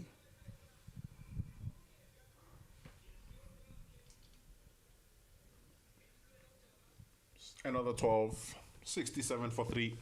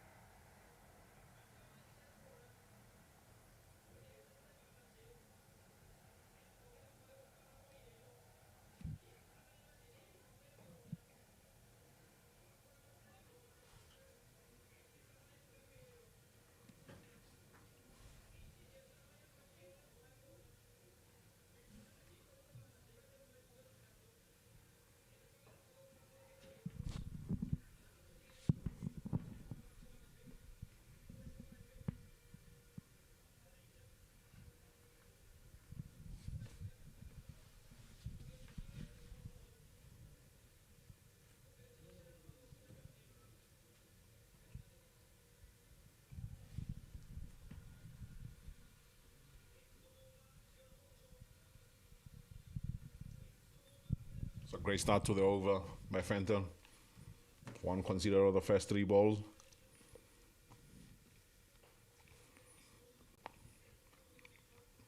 Another dot ball to get that rate up to 18.9.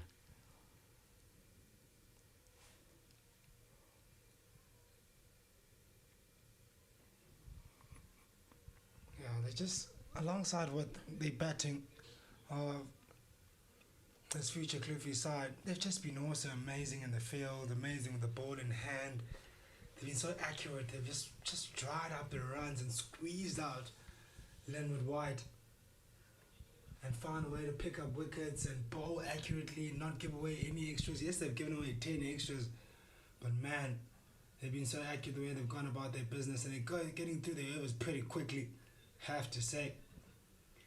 And found ourselves already done with the 13th over and edging closer and closer to that final step, which will get them over the line. Is just finishing those overs with the required run rate now at 20 per over. Don't like calling things impossible. I truly believe to the halfway point that things can be done, and it was possible for the Lynnwood side to chase it down, but they just didn't have the firepower to do it, or the aggression. And credit to the bowling from the future Klofies, who've just been so accurate, bowling wicket to wicket, fielding well, barely giving anything away. And again, dot ball, that's been accumulating. That's what we've been talking about, the difference in running between the wickets. And I think to be fair, before I talk about them saying that was a difference, I don't think there's much of a difference because Klofies didn't run hard in between the wickets that hard as well. But what they did differently is that they managed to score boundaries and were aggressive and found boundaries with ease, which released a lot of pressure. I think finding boundaries was done with regular ease by Prinsloo and Lansard. But as well, they didn't allow themselves to be stuck at the same end. They were able to get to the other end when they needed to. I think for them, being able to shift between being ultra aggressive and just playing the field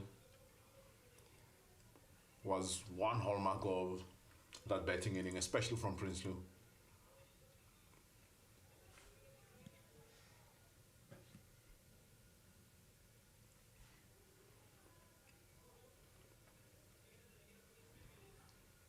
Goes through the field, might go away for a boundary. That was timed really well. And Cullen will get that through, or Neil, rather.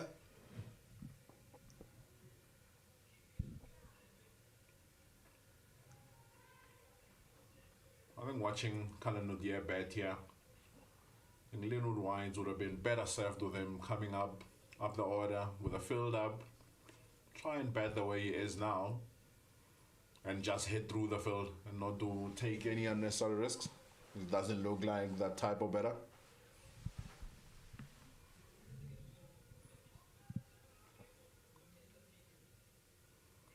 Be a white ball from Prinsloo to end the 14th over.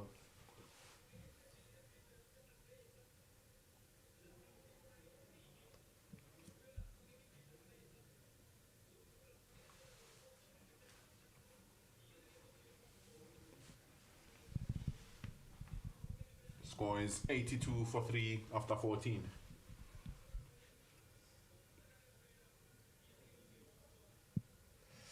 $82 for 3, as you say, and 14 overs done, 6 overs remain. It's just a matter of time now, really. And I think now we'll see a lot of spend in operation with a shade, just starting to cover most of the field now. They'll try and get through these overs as quickly as possible.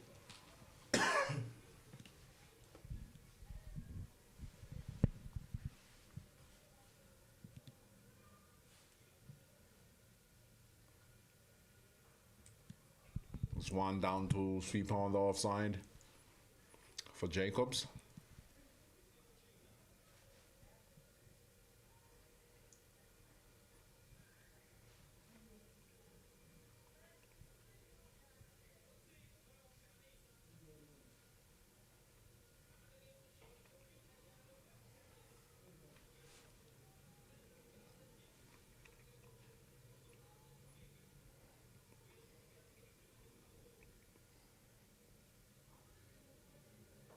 Hit uppishly and will go all the way for a boundary. Yes, it will.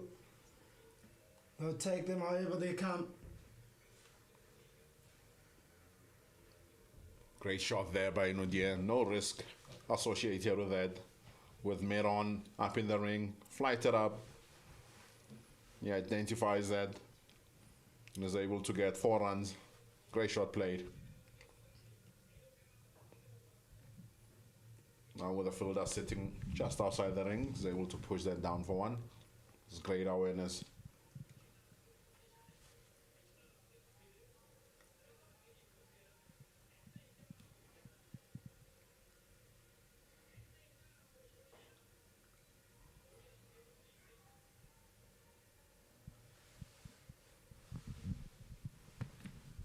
That's the end of the over. It ends at 89 for 3. 15 overs done. And just think now, it's all about just leaving there with being proud as a batting unit.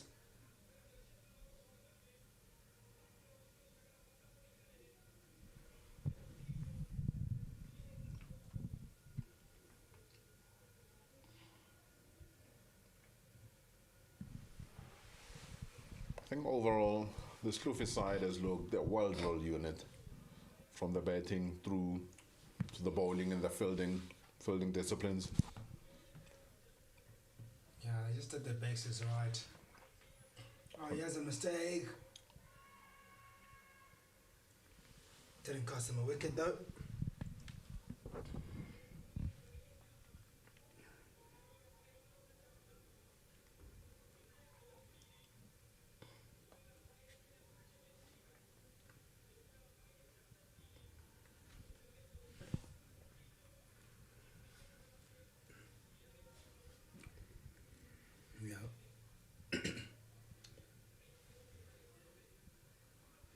Cutley nice away, but you know, this team, future Klofies, when you've got the top wicket taker and the top run scorer on your team, you're about to win games, really. The two top run scorers, and then as well as the two top wicket takers, that speaks for itself. You gotta win tournaments, you really have to. I think they've had contributions in both departments, so they're a well-rounded unit. Get guys who get more than 11 runs in the 11 wickets in the tournament. Then, in addition to that, a guy that can score over 500 runs in under 8 games, top strike rates on both the bowler and the top batter. You're putting yourself in a really good position to win a tournament. Hit upperly, up and over, might go away for a boundary. It will trundle away just before the boundary. Good fielding effort. Great running as well. The batters get around for 3 runs.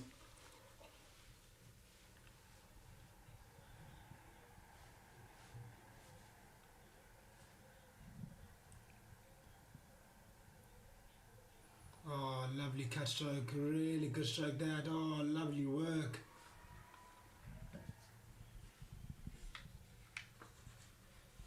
Great shot to end the over there by Lynnwood. Just hitting that pass point with a really fine 45 on the offside. Stood no chance of stopping that. Lynnwood wides are 98 for 3 after 16. And we'll now see the power play plus overs from over number 17.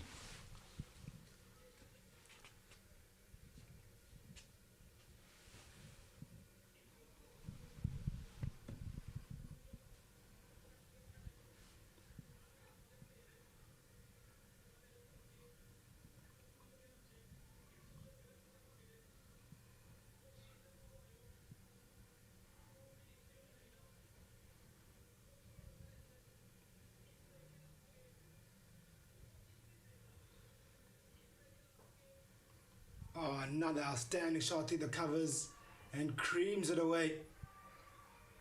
And puts a bit of pride in that dugout. They take the power plus now. With 23 balls remaining. The last 4 overs. Imagine they get 50 runs in the next 2 overs. Wow, what a turnaround that will be. A dramatic turnaround. That would be a very big turnaround. I think might have left it a little bit too late to try and make an impact in this game. Well, they've got 10 runs already in the first 2 balls. You never know. 12 runs actually. Oh no, 10. Yeah. 10, yeah. 10. So that's great going already. 10 from 2. Get three or two more boundaries here. Oh, interesting. Oh, this could be another one. Maybe not timed as well. Oh, fumble! That could have been the boundary that they needed. Take 2, make that 4. These power plus overs make it very interesting. I know they need to get a lot more runs here to make a big difference on that total. Hit upishly or go over the fielder. I'll only take 1. It's a great over so far. Yeah, definitely.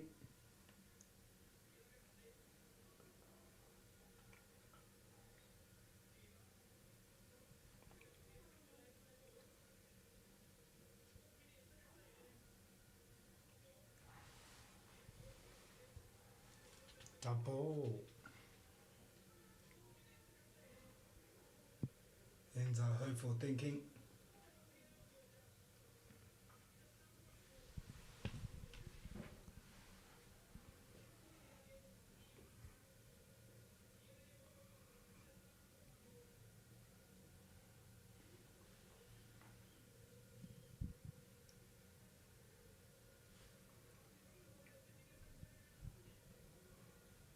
I've certainly got it dark outside.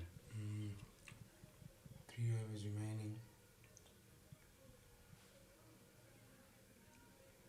We should be able to get through those overs without incident.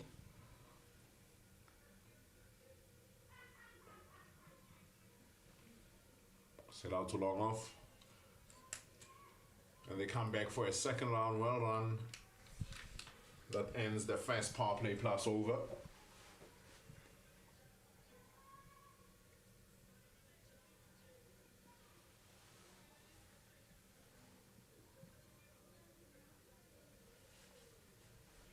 That first power play plus over brought about 20 runs for the Lynnwood White under 13 team.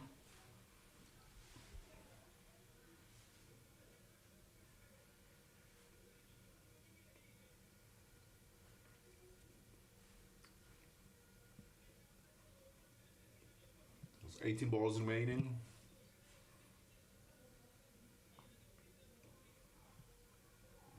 Starts off with a dot ball.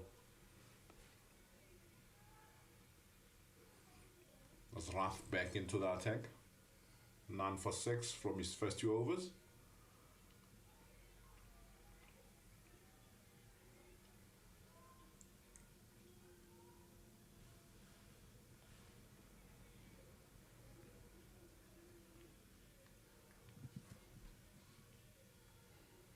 Just a slow finish now. To get to the end. Hit up in the air. Oh, valiant effort. And doesn't get to it. It's a big effort there on that long one boundary. Trying to go for that catch. I think that's what you want to see from your players. Those half chances. You want them to go for those. If it sticks, it would have been a great catch.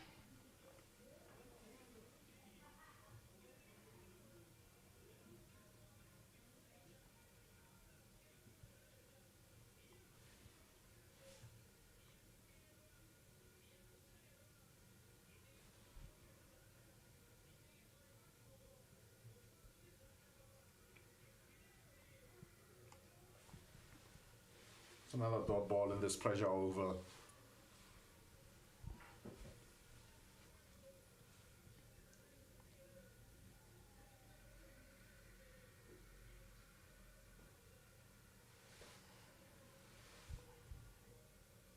That's a single down to long one to end the 18th.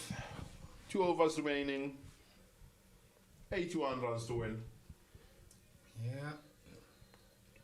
12 balls away from victory. Lynnwood White. Or rather, sorry, future Klofies, my bad. 12 balls away and a well-deserved victory. With ball and bat, they've been outstanding. And as the sun continues to set here at SuperSport Park, outside edge, short to short third, and victory is guaranteed at this point with 40 runs required per over.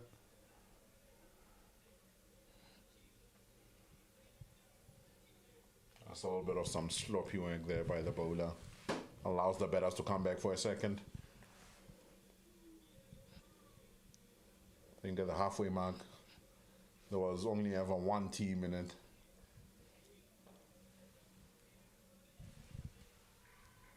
Goes through and goes through for another boundary. But sloppy work here at the end here by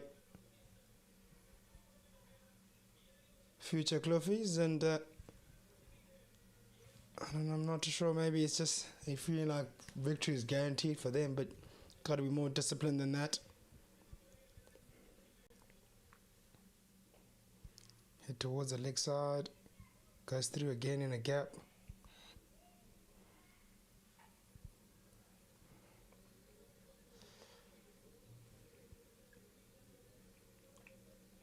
This partnership has went well. Already sitting at 57. They needed more of this earlier on in the innings. They needed someone to support Matthew Gavin. As you see, there's head out towards the cover boundary. The batters will come back for 2. He's safely home at the keeper's end.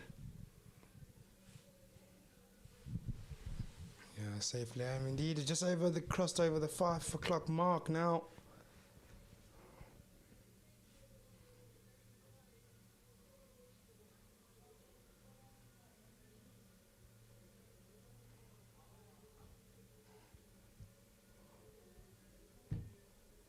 Up in the air, and we'll go away from cover. That's the positivity they needed in the earlier parts of the game. I'm not too sure they would have gotten these freebie runs maybe earlier because of the weight. Maybe the intensity that they brought to the game did future Klofies. Now that they know that the game is pretty much done, maybe the intensity is not. They just want to get into the celebrations already. Top ball or single will be taken. That's the end of the over. 1 over remain, and future Klofies will be crowned champions of the 2026 Titans Daisy Cup under 13. It's a well-deserved victory when they get there. They've been clinical in all departments.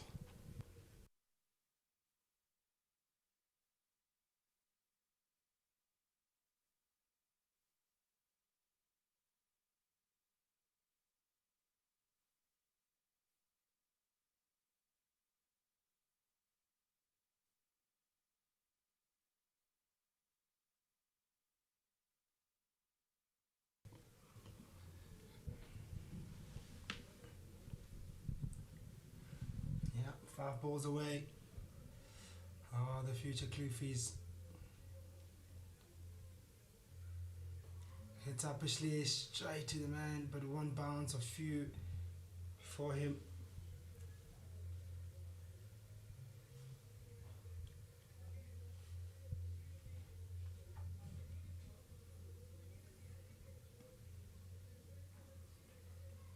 Hit up Ashley again. It'll be the same result. I think it's been a very good effort here from Lynnwood White. I know there's still 64 more to get from 3 balls. That won't happen, but to get to 146 for 3 at this stage has been a valiant effort. As you see, Nodier hits that one over the mid-wicket boundary for 6.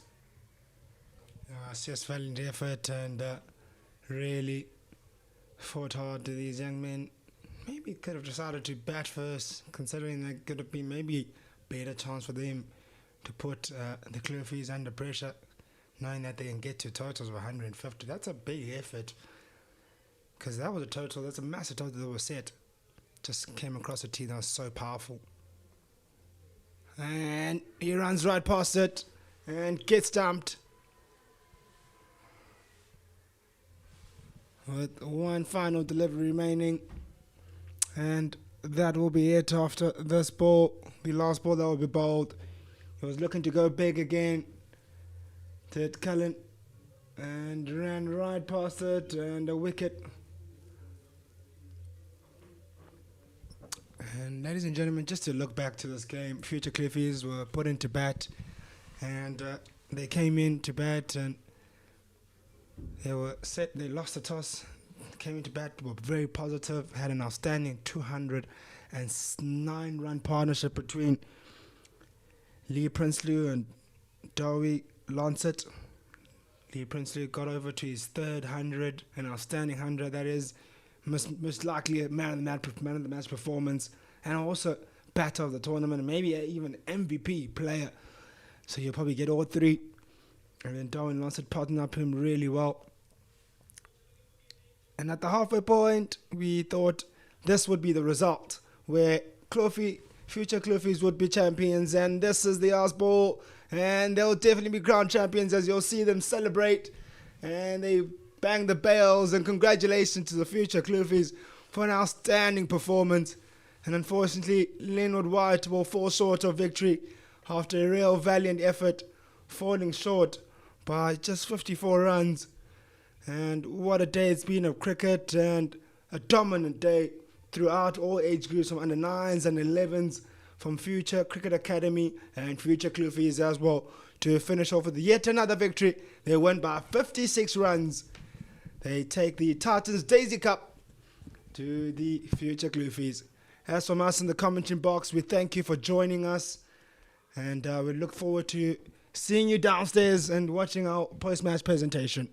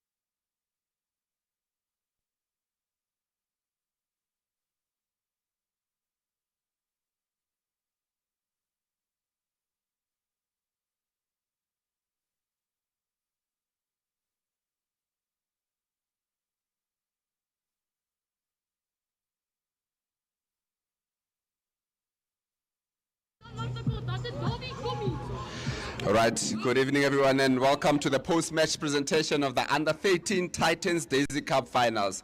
A big round of applause for the two teams that have made it to the finals, Lynnwood and Future Klofies. And this comes after a few weeks of some exciting cricket that we've seen going around Pretoria and all the schools that we've been playing at. And this boiled down to the last two teams today, Lynnwood, of course, and the winners, Future Klofies today. And on behalf of the organizers, we'd like to thank the parents, the schools, the clubs and academies, and everybody that has been involved in making this tournament a success. And also a special thank you to MSC Sports, who has partners with Titans Cricket to ensure that this tournament takes place. I'd like to also welcome the president of Titans Cricket, Mr. Damien Vedeman, who's going to share a few words with us before we get into the formalities. Mr. Vedeman, you've seen a bit of talent, been here the whole day. How has it been? No, it's been excellent. I'm actually, I won't say surprised, but I wish I was at most of the games, because what I saw today is just that Titans cricket is secured, ladies and gentlemen. Titans cricket is secured. We've got a good pipeline, and thanks to all the teachers that involved, the coaches, the parents. Without you guys, all this will not be possible. But it just shows you guys that work so hard, all the players, win or lose, you are cricket winners, and we're proud of you.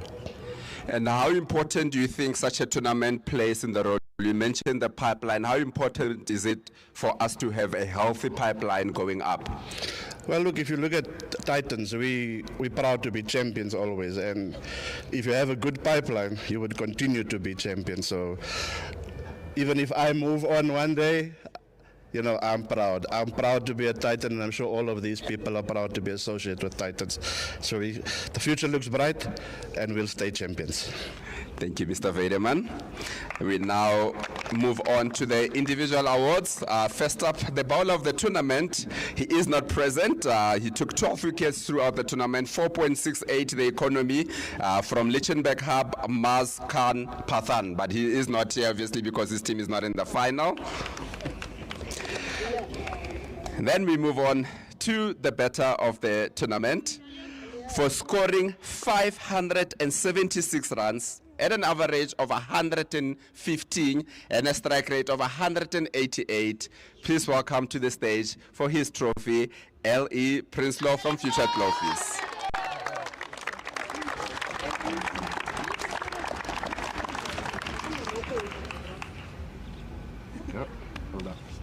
Don't go too far. And then the MVP of the match, again scoring 106 runs in this match, his 7th MVP of the tournament, once again from Future Klofies, L.E. Prinsloo.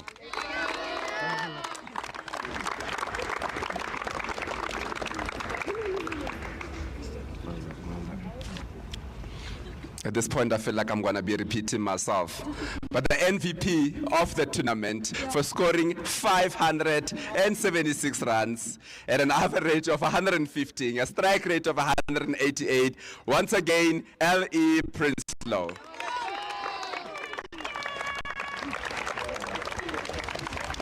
L.E., you have to say something. Ek kan in Engels praat, jy kan in Afrikaans antwoord, is dit reg? Yeah, no, I would talk. Ek sal probeer, hè? How's the tournament been for you? Yeah, it's good. I'm just glad we won. But yeah. What did you enjoy the most about this tournament and all the hundreds, 300s that you've scored and 250s? What have you enjoyed the most? Probably the time here at SuperSport, and yeah, I like the vibe. What is nice about playing at SuperSport Park in the change rooms? What did you enjoy about that? Everything. Alles, thank you, L.E. Prinsloo. Well done. Then, of course, as you can see, they are wearing the shirts to match the occasion. I'll just ask the captain to first come up, L.E. Prinsloo, to get the trophy. Getting tired, you score runs, you get tired of getting all the awards. Just take a picture of the president, and then after that, the entire team can please join him. Come on, you Future Klofies.